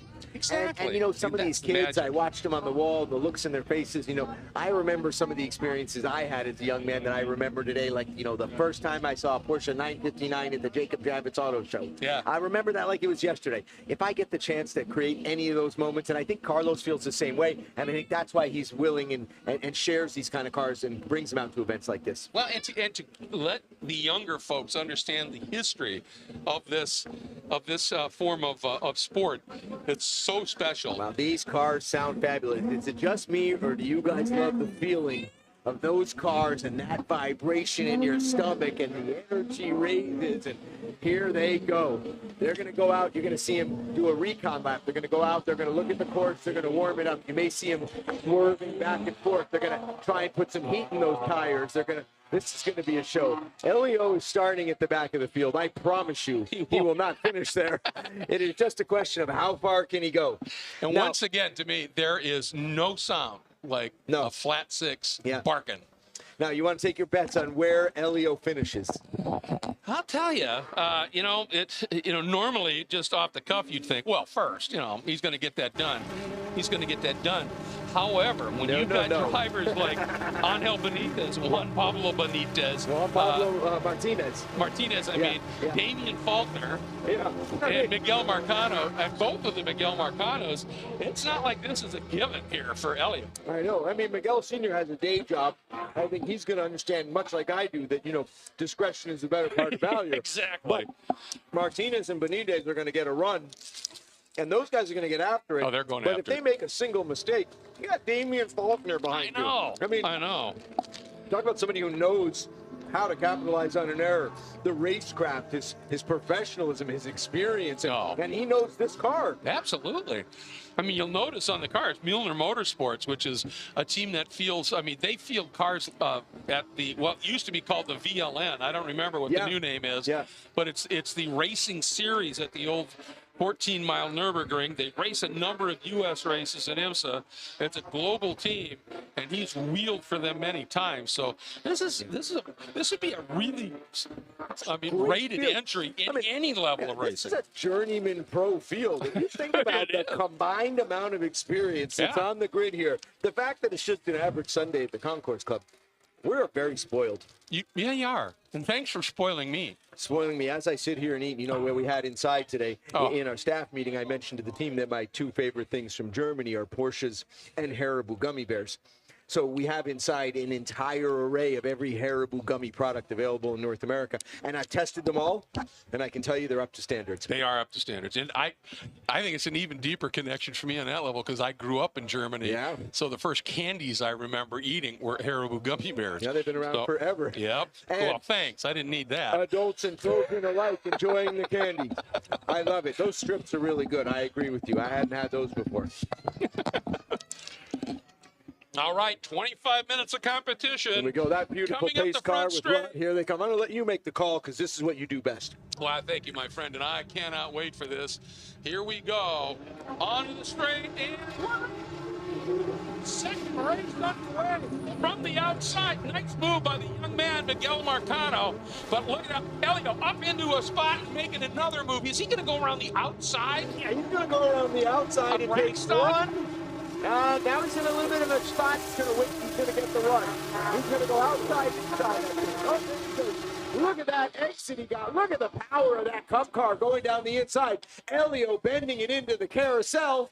And he's right in the tail on Lance's car there. If I was Lance, I would not want to look in the mirror and see Elio in a Cup car stalking you. Not at all, but I'll tell you up front, Miguel Marcano got that launch, but Juan Pablo Martinez has glued into his sixth, and a tremendous start from Damian Faulkner up from fourth into third.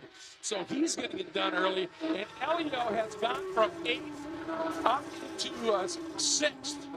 No, into fifth. Elio's already up into fifth as we're watching our leader here, the young 15-year-old Miguel Marcano Jr., and his kid's for real, folks. Yeah, is that who's out there in that lead car? He went from the outside, made an outside start, and made it pay. Wow. I think that's Miguel Marcano Sr. in that car, if I'm not mistaken. I think Jr. is in the RS Club Sport, I believe. Which is the car that started second, yeah. Yeah. That is a full-blown RSR out front. I think that's Senior. Ah, so and I think he has Martinez right on his tail. You are right. And Martinez has a lot of laps here. We know the guy's got racecraft. We know he knows how to drive. We know he knows how to pass on this track. Wow, the sound of these cars. Glory. It is glorious. Going after the number 5 of Angel Benitez. Oh, Does he Angel. make it work into the carousel? No way. Angel is never going to make it easy on him. But look at that. He overcommitted on the defensive move. And Elio knows exactly how much grip he is. And he sends it on the outside. What do we call that? Airmail. Airmail. Yep. Stamp it, send it. Yep. That was absolutely amazing. You know, the phrase is, of course, send it, right? Yeah. I remember watching a Formula One race, and Martin Brundle, who's a little older, trying to do the Kinsley. He goes, you know, what do they say? Post it? Post, yeah, It's Martin, like, post it. Yeah, it doesn't quite have the ring, it doesn't does quite it? ring it, yeah. Here they come. I mean, you guys can see, if you stayed here and you saw the first race, you know, the vast difference in just delta speed. You know, we call it the VMAX, which is the top speed you achieve. The VMAX that these cars have compared to the old stuff is just incredible.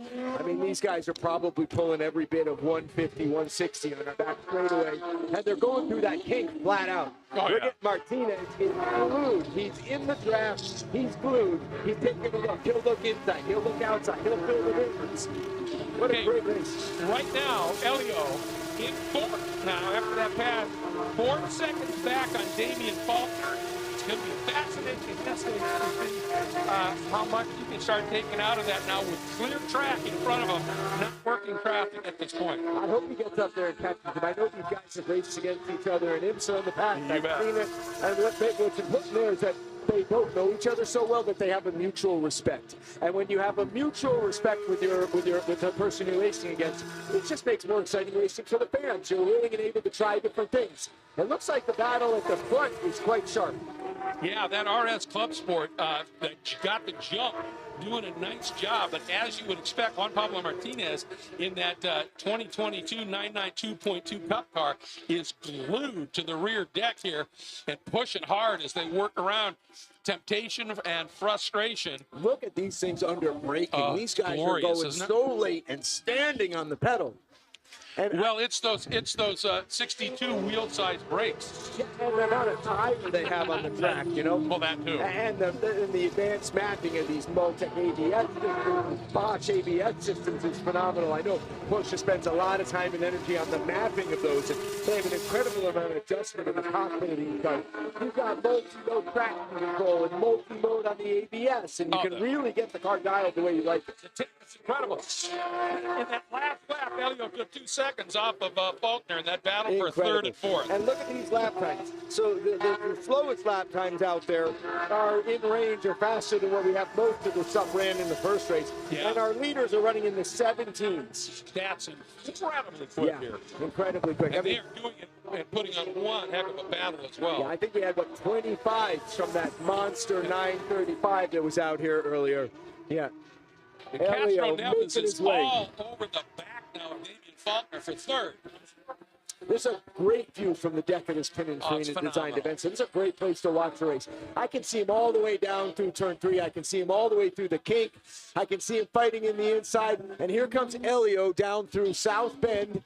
Late on the brakes. My God.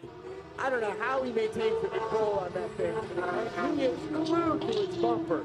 Oh, Damien, did you hear that knocking? There it is. No, Yep. Elio's coming. It's either knocking or the jaws music. One of the two that's running through his head right now. Look at the precise Elio into the slow turn. He had such a tremendous feel on the brake pedal. He can hit an incredible amount of speed without losing control of the car. There he is. He's got him on the inside. That's it. Inside entry to the carousel. Elio Castro Neves moves up another position. And did you see what he did in turn 10? He was too close, and he recognized it. He eased off a little bit so he could then get a better run through the exit of the corner, and that's what set him up for that amazing move down to the carousel. Looks like we have Elio numbers. Castro Neves 8th to 3rd. 8th to 3rd. We have number 65, Lance Williams, in his GT4. The Golf car came in the pits. May have a small technical issue or something going on. Here's a great Look at replay. that. Watch it. What a move. Yep. This guy's got such incredible control. It's pure Amazing. gift. Yeah. It's pure gift. I hope everything's okay with Lance. He looks like he's fine, which Yep. is the most important thing. He probably has a mechanical problem with the car. I'm not sure what happened, but as long as he's That's okay. a very new bit of kit, so I'm sure they're being careful with it, breaking it in at this stage. Yeah, he's got stuff going on with that thing all the time, but he's not going to push it too far. Look at Elio out there putting a small gap on him already. I mean, this is also local knowledge. You know, don't forget, Elio's been involved in this club. He's one of our founding members, and I've told you this story before. I think third member. I mean, when we were building the track, I was getting if I wasn't sure about a curve placement or the radius of a corner or something like that, I would call Elio, and he would come down here half an hour later and walk the dirt with me Oh, and nice. work on a curve. So, I mean, talk about a guy who has more knowledge of this course than just about anybody. Yeah, and I think that's also a lot of credit for why the course turned out so well and was so much fun to drive, because I got the opinions of a guy that experienced. Yeah, that's a really good point. And you can get another decent little battle starting to shape up here.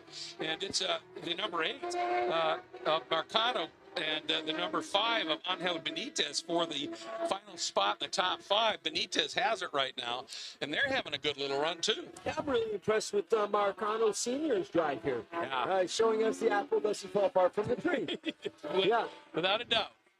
Doing a really, really nice job. Yeah, that car is a beast, and he doesn't seem to be out of his element with it. He No. looks very comfortable. Yeah, totally under control, driving beautiful lines. So you can take a look, folks, on the stream at our current top 8 running.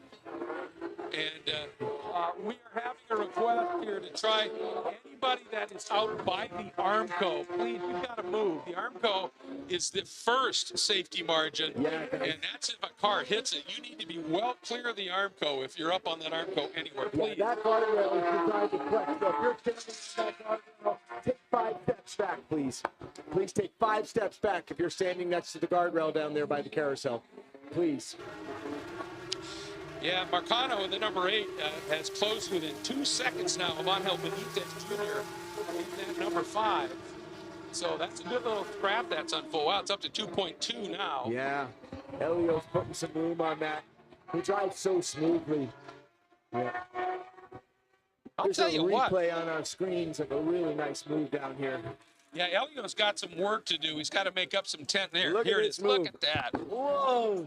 Oh, that's the leader working through. That's the 03 of Oscar Hernandez in that much older car. And, Oscar has a lot of driving experience. yes. I think he saw those guys coming, and I think he opened up that line to let those guys go through without compromising their lead. Yeah, well, and he knew. I'm in a different level of car that just doesn't have that pace. It'd be foolish of me and very selfish to try and race them to the apex or block in any way. Just let them go. Yeah, and it's his first time that's on a our sign course. of respect, too. For sure. With his first time on our courts, I think he's doing a really nice job driving respectfully. Elio working through. Oh, yeah. But at this stage, Elio is some 11 seconds adrift of Marcano and Martinez, but and he's running lap times. Well, that last lap was in the 1:18s. He needs to pick that up a little bit. And there's still a little bit of time left in this. We've got 15 minutes yet to go. Look at that Marcano Jr. time in his GT4 RS Club Sport, a 1:21.4. Yeah. That is a smoking time in That's that a car. quick lap. That But is this kid endlessly impresses. Oh, I know. He has got such natural talent, great coaching, and a terrific team putting his car together. But his natural talent is endlessly impressive. It is. And talk about a future. Yeah, for sure. He's got the voids beyond his years. I'm really happy for Miguel Marcano Sr. here. He's showing us how it's done in a serious piece of hardware. Yeah, that's a heck of a car. You're absolutely right. A GT3R. Yeah. That's a serious bit of kit here. And there's Elio already gone from last to a position standing on the podium. Yeah. I mean, we've said, but he signed a long-term lease on my podium at the Concourse Cup. I don't have one without him there. Exactly. He's a regular tenant. I love that car. I love that it's so clean and simple. And he's got the Brazilian flag on the B-pillar there. I really appreciate it. Yeah. That Miura Capital livery really does strike. They run that same livery on their BMW in the Cup. It looks terrific on these cars. I love the dark blue, the white stripe. Oh, my God. Marcano drew the swing in the back end of that car out to Rackstock. I mean, that's a great. Oh, Ronnie's using every bit of the runoff. Folks is maybe a little bit more than you want to use. We're not really enforcing track limits in a race like this, and he knows it. But wow, that was a lot. That was a lot. Just that would have got a little chat from Todd Snyder in our Cup race. For sure. But No doubt giving about it us all here, that's for sure. And he knows what he's doing because he doesn't do it in the Cup race. Exactly. And I'll tell you, Angel Benitez, who he's chasing, Angel Benitez Jr., that number 5, doing a really nice job out there as well. Yeah, and look at the lap times are right there. Two very different cars setting very similar lap times. Just the progress on these Porsches in the last couple of years has gotten exponentially faster. It's absolutely incredible. It is. I mean, these cars are only a couple of years apart. The GT4 is running the same times as what was the common car 5 years ago. No, it's amazing. Here's a look at that 03 of Oscar Hernandez, the venerable Oscar Hernandez. He's been racing for a long time. This is his car, and he's bringing it out here and giving it a run. And as I said, it's a significantly older model. I think it's a 2006. And, it's a 2006. So the technology on that car is nowhere as evolved. Downshifting in the pre-race. That's what he's doing. When you hear these cars get here, you're going to hear every single one of them do it. I want you to know that every single car out there, except his, it's auto flipping for them. Yeah. His flip sounds just right, but he's doing that all himself. That's real driving. That's pure talent, and like we said, it's a skill, and that's driving. It's not guiding, which some would say these more modern cars. You can do that. Ooh, there it goes, and a big lockup. But I'll tell you what, that was Angel Benitez Jr. He wanted to get through on Oscar and get Oscar between himself and Marcano. Watch this. When he makes he is anxious to get through. We're going to show you this replay. Look at that right there, the lockup. Oh, yeah, look at that. But you see how he really deftly unlocked it. Yes. That is not a flat spot. He was right on the limit. As he starts turning and weighting it, he put the little weight back on it, maintained the brake. That's a great pass. That was a great pass. And what he did in the process is he got Oscar Hernandez between himself and Marcano. And you always like a car between you and your pursuer. And it tells us that his car has not been. Some of those cars were fitted with the ABS, some were not. Yes. It looks like he's running old school, which I respect. I think so too. But it may also explain how the GT4 is right there with it, because the GT4 has the latest, greatest ABS. I got a chance to drive one of those. I know you basically pick your marker and stand on it and let the computer do most of the work for you. You still need the bravery to do it. Right. But the computer helps a lot. It helped a lot. But and this is why Benitez was so anxious, was willing to lock up to get that pass. Yeah. Because on that lap as it started, Marcano was 2 seconds behind him. Yeah. When he got through and he trapped Marcano behind Oscar, it was 3.8. It's 3.8 he was seconds. Being very respectful. He's also done some coaching with him. That's his student, so he's going to give him some room and make sure that it's a nice, clean pass. You bet. And something that he can be proud of and brag about. Coming up on about 10 minutes to go. And let's see what kind of progress Elio's been making. I'll tell you, look at this. Elio just turned a 117.99. Wow. Juan Pablo Martinez turned a 117.92. Wow, they're right there. Look at those two. That's I think incredibly those are the only close. two cars in the field that are the exact identical car. Everybody else Yeah. is a little different. So I'm not surprised that there's such parity there. Yeah, and you can see right now the 0-A to Miguel Marcano. I'll tell you, in one lap, Miguel trimmed a full second. That's down to 2.8. Wow. So he's coming right now. Uh-oh. Is that Benitez having a little issue? Yeah, I'm not sure. I saw somebody pull over. It looked like Angel may have a mechanical issue, and he's going to limp it home. He's definitely off pace. Great situational awareness, so he got out of the way. He's not going to interfere with anybody else's. Now watch I'm it here. trying He to see comes if I out can and just see what's pulls going over. on. Yeah, something's going on in that car. He's going to limp it back. I wouldn't be surprised if you see him box this lap, which means he might duck into the pit and call it a day. Very, very heads up. Yeah, he's got something going on with the car, but he was able to get it back to the pit. You know, if he pulls over on the side of the track with less than 10 minutes to go, that becomes the yellow flag that ruins the race for everybody. Yeah. So a heads up move by him, very gentlemanly to say, I got a problem. I don't want to ruin everybody else's day. He pulled it into the pit. They're going to take it back. You can look across there. So these guys are running today out of our member pit. That's on the north side, and you can see him straight out there coming back in. He'll pull back into the shade structure, and we'll figure out what went on with his car today. Here's a look at the 119 and Damian Faulkner running a very solid competitive fourth. Again, that's a somewhat older car that Damian's driving. It's a 2007 RSR. He's doing 21s. Yeah, I mean, it's pretty remarkable around here. But here, I wanted to give you a little note here. 2 laps ago, Juan Pablo Martinez turned a 117.9, got down to underneath 2 seconds on Miguel Marcano, who turned a 118. Yeah. Miguel got the memo. Look at that, a 117.6. Yeah. Margins up to over 2 seconds. He is doing what's called driving the gap. Yeah, Doing that's it. good.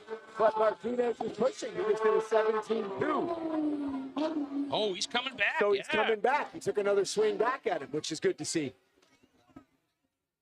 Here it's on the stream. Take a look at the graphics here. You can see those Look margins. at that. Look at the power of that arm. My God. What a Power, grip, grip, the whole traction, thing. Yeah, it's a monster on the brakes. It's got a lot of arrow, slanted. When we say arrow, of course, those of you maybe not familiar, the wings on the back of the car, and you'll see these little trim tabs in the wiggle there, trim tabs and the splitters on the front of the cars. All of those generate what is called downforce and push the car further down onto the track. What does that mean? Not only can you go quicker through a corner, but you can brake deeper and you can accelerate a little sooner. And that's what gives you more and more speed around these tracks. For sure. You know, the downforce numbers on these GT cars have gotten phenomenal. That's That used to be a thing just for formula cars, and the prototypes got it. But now, with all the aerodynamics and the wind tunnels and the research and the computational fluid dynamics and way too many German engineers, that's the result. Exactly. This is what you get. That car is a super impressive car. Oh, boy. And let me tell you, yes, the car's amazing. You still got to drive it. Oh, yeah. So give all the credit to Miguel Marcano. He's comfortable in that car. It's not beyond him. He's got a handle on it. He's been incredibly consistent. He's maintaining that gap. He's doing a terrific job. So that margin now still under 2.5 seconds, but Marcano has consistently knocked out 117s. And this last lap, Martinez had to go a 118.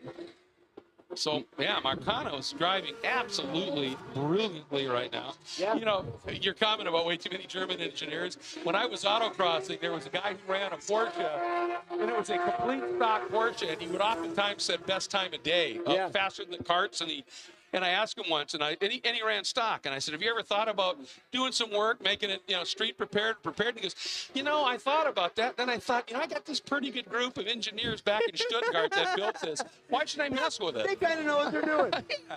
Obviously. All right, we're going to jump to the front once again. There's Elio trying to close down on that lead group. And I'm curious to see because he had it down to about 10 seconds. Then he ran into some traffic. It's ballooned up just a little bit. Yeah. I think that push through too. Remember, this is a very tight, challenging technical track, Yeah. and it eats tires. And I think that although he got through into fifth in just about half a lap, but he threw down some wicked quick laps to try and get up there. Yeah. And now even by himself, he's usually in the low 118s, and the two guys up front are in while these cars at the front, these two front runners look like they're very similar cars. The lead car was really built for top-line professional racing to the absolute limit. The car that Juan Pablo is driving and the car that Elio were driving were built for Porsche spec racing series. So while they look similar, it's actually a much lower spec than that R. So incredible respect to Martinez for being able to even hang and keep looking at that GT3R. Without a doubt. And here's the deal. This is the brilliance of Marcano. He saved some tire because, well, the other guys are running high 17s or low 18s. On the previous lap, he just went a 117.5, but Juan Pablo Martinez just got corked a 117.4. That's fast lap of the race, I think. And then Marcano does a 117.7. So he's getting it 2 tenths, 3 tenths, but I think you said it. He sees that gap. He's doing what he needs to do. But now here's the game. They're coming up on lap traffic. That could change everything if you have to lift 1 second to pass. But he's coming up to pass his son. I don't think that. Is he going to make it easy on him or hard on him? Well, it depends on how much you want to enjoy Easter dinner. That's a fair point. And, Marcano Jr. is a 15-year-old man. He's learning how to race. At 15, I'm pretty sure he has a pretty good sponsor. And I don't know that he wants to pick off his sponsor. So he may let it by and then hold up second place. I think he could, yeah. That would be the team thing to do. But then again, we'll see. Yeah. They're competitive guys. Maybe they're just as competitive with each other. And here's the thing. One thing he can't say in this technology, if he does hold up Martinez, he can't say, oh, I missed a shift. No. Absolutely not. Wow, these guys are running close down there. He had a look in there. 3.5 minutes to go, Eric. Yeah, I think he got past him there. So Marcano Sr. got around Marcano Jr. on the exit of South Bend. Yeah, here's literally the generations here. That's father passing son. That's incredible. Yeah. But that's what it goes down because Martinez is right on him now. Yeah, Martinez, that margin. But as I say that, how did Dad get through on his son and actually turn to 217.5? Max speed, and he That's got him at absurd. I mean, that's a really short shoot between rest stop and position. And when all three cars are on that short shoot at the same time, you're talking about one mistake is enough to fall into the guy behind you. You know, it is very, very close racing. One twitch, one mistake, one early lift is all it takes. All right, there they go. Oh, man. This, Elio hanging on in third. We got about 2.5 Fourth left in this race, so I think you're going to see one time by, and then a white flag should be coming out. So 2 minutes left. So depending on the timing of this, we're getting close to the end here. Now's the time. If you've got something, it's time to take it out of the bag and show it. It is time. Yep. If you've been saving tire, it's time to burn them down and go for it. You bet. I think we're going to get white flag next time by for the leaders. I don't think he's going to be quite there. That's our special projects manager and series administrator, Juan, out there. Juan Manuel is showing the white flag, so that means last lap. This is the last lap of the race. I think you had a pretty good gap here. I'm not sure anybody else has any big moves left, but they sure do look like they're having a good time out there. Oh, they're having a great time. Just driving these cars on a track like this is going to be an absolute blast. All right, heading down now into turn number 11. White flag is going to be coming out. And there they are at second place. Martinez doing everything he can here. But every time he turns a lap, Marcano up front answers and goes a tenth or two quicker even. Yeah, he's got control of this thing pretty well. As he has from the flag. Yep. Yep. As long as he's not making any mistakes, he's going down there. That's him through the kink. That's turn 2. Into turn 3, we call it trilogy. You can see him exiting turn 3. Turn 4, that one he's in there right now. We call that the South Bend. He's coming down here into turn 5, 6, 7, the temptation, frustration complex. And the checker flag is in the starter's hands. It is Almost a race victory for Marcano Sr. And well done handling a just a great serious drive. piece of equipment. Nice job. Checker flag. Congratulations. Yeah. Well done. Wow. What a battle between those top two.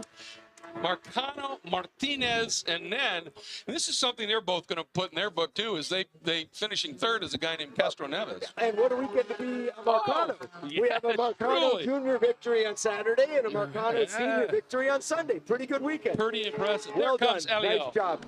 Yeah. Elio from the back all the way to the front. Does not put a wheel wrong, Nope. of course.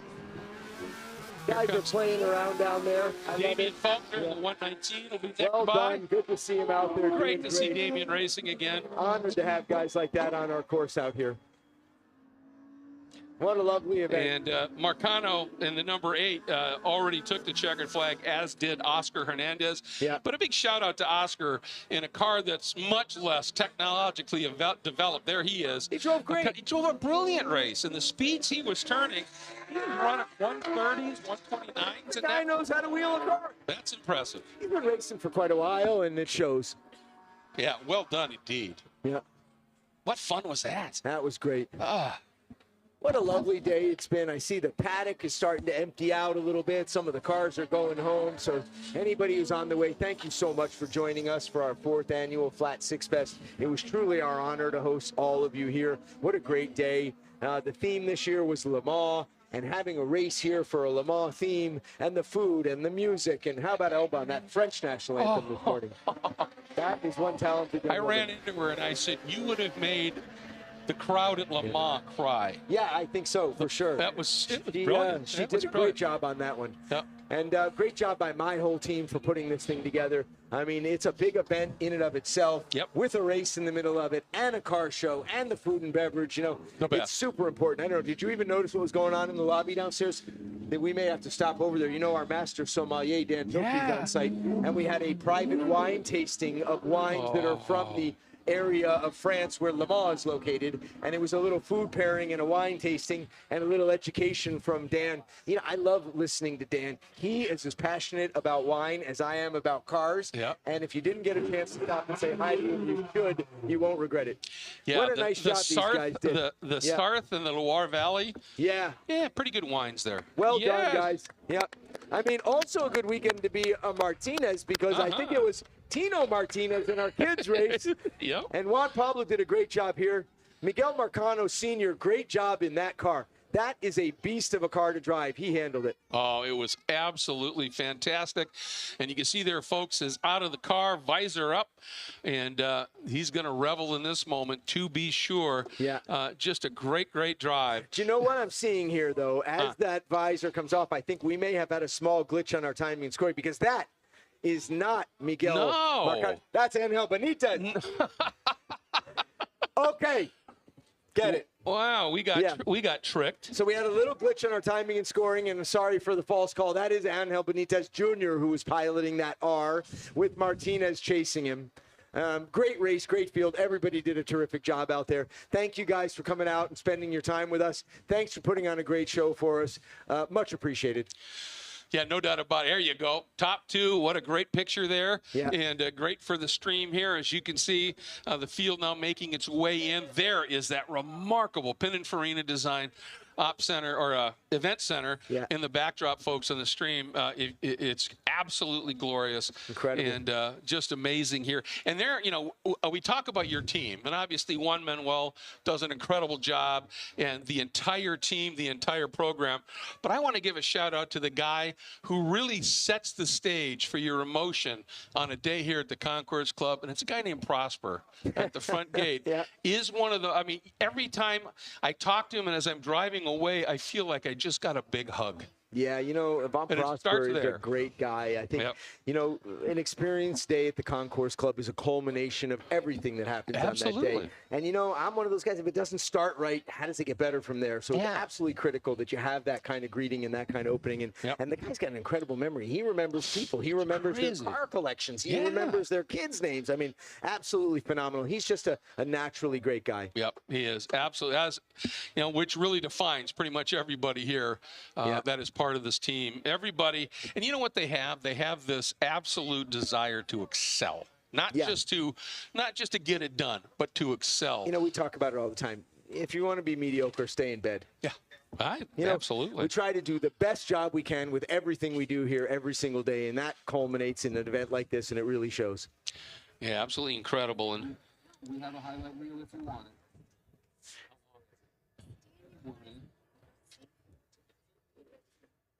I love it here. You know, this is what it's all about. Our drivers out there getting a picture with the family, enjoying the day. What a great There's way Elio. to spend a Sunday afternoon, hanging out with your friends and family, casual day, get a little racing in. Have a enjoy chat some like this street with cars, Elio.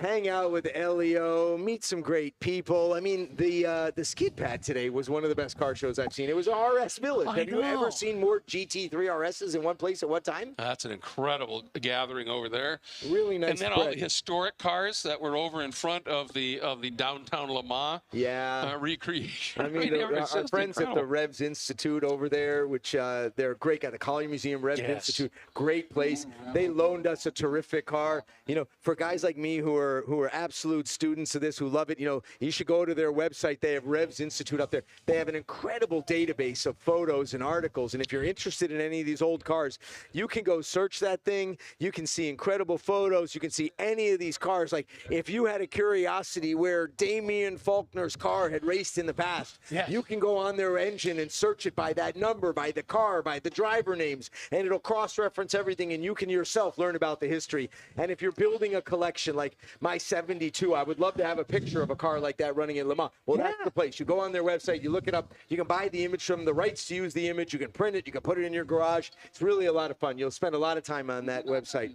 Yeah. Well, and this is it now, as we are going to wrap things up. I love this here. Martinez, Elio Castro Neves having a chat here, and it's absolutely spectacular. But as we get ready to head on out here, I do want to remind everybody that we've still got 3 more races in the Cup Series. We have 3 more races in our Concourse Cup. The championship points are really, really tight.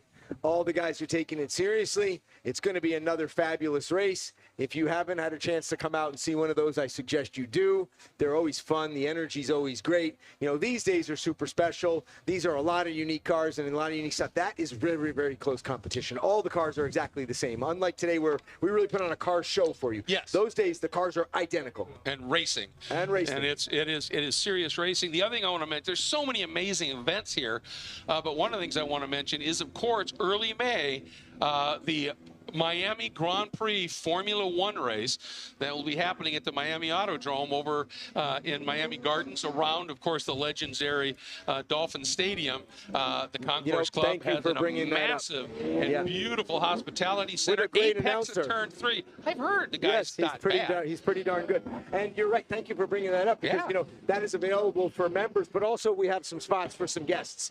So that is an incredible suite that we put together. If you don't have plans to go to the Miami Grand Prix and you want to, please think about joining us. And you won't regret it. It is you're the apex of Turn 3. Yeah. As close to the track as you can really get. And, you know, the level of service and hospitality and food and beverage you experience today is the exact same level we try to achieve for the Formula One event. So, you know, if you really want a special experience, please join us for that. There's lots of places that give you some good service, but if you want top tier, Concourse Club. Yeah, it's simple. Thank you so much. It's that simple. So, all right, folks, with that, we are going to wrap things up here at this 2025 Flat Six Fest and our celebration of Porsche's overwhelming legacy at the Vainqueur du Mans. It has been so great to have you here on the stream. To everybody who is here, hope you loved it and enjoyed yourselves as much as we did bringing it to you. And as you can see, there's the logo. We're going to sort of leave you as we wrap up here. And before we do that, I want to say a big thank you to Aaron, of course, who has is running all over the place and still finds time to come up here and give some absolutely compelling commentary. Well, you know, this is my absolute favorite thing. I really lately have been enjoying this as much as I've been enjoying racing cars. I just really, you know, I'm so passionate about it and the ability to get to share it. You know, I talk about racing all the time. You know, when you give me the PA and a captive audience and you have to listen, it's great. There you go. Got no option. Absolutely. You know, my wife always comments that, she said, you sound so natural when you're on the booth and you're talking to Greg. And I said, you know, because I've been broadcasting with Greg for 20 years. The only difference is you're the only one who heard it on my couch. Greg didn't have any idea. I was well aware, just Greg didn't know. Well, it has been an honor to be able to do it with you, and we have a lot of fun. And I'll tell you, they gave us a show today. So with that, folks, we're going to leave you with some highlights of this absolutely fabulous day of racing here at the Flat Six Fest at the Concourse Club. Thank you so much for tuning in, and we'll be back with you for round 5 of the Concourse Cup in February. Thank you very much, everybody.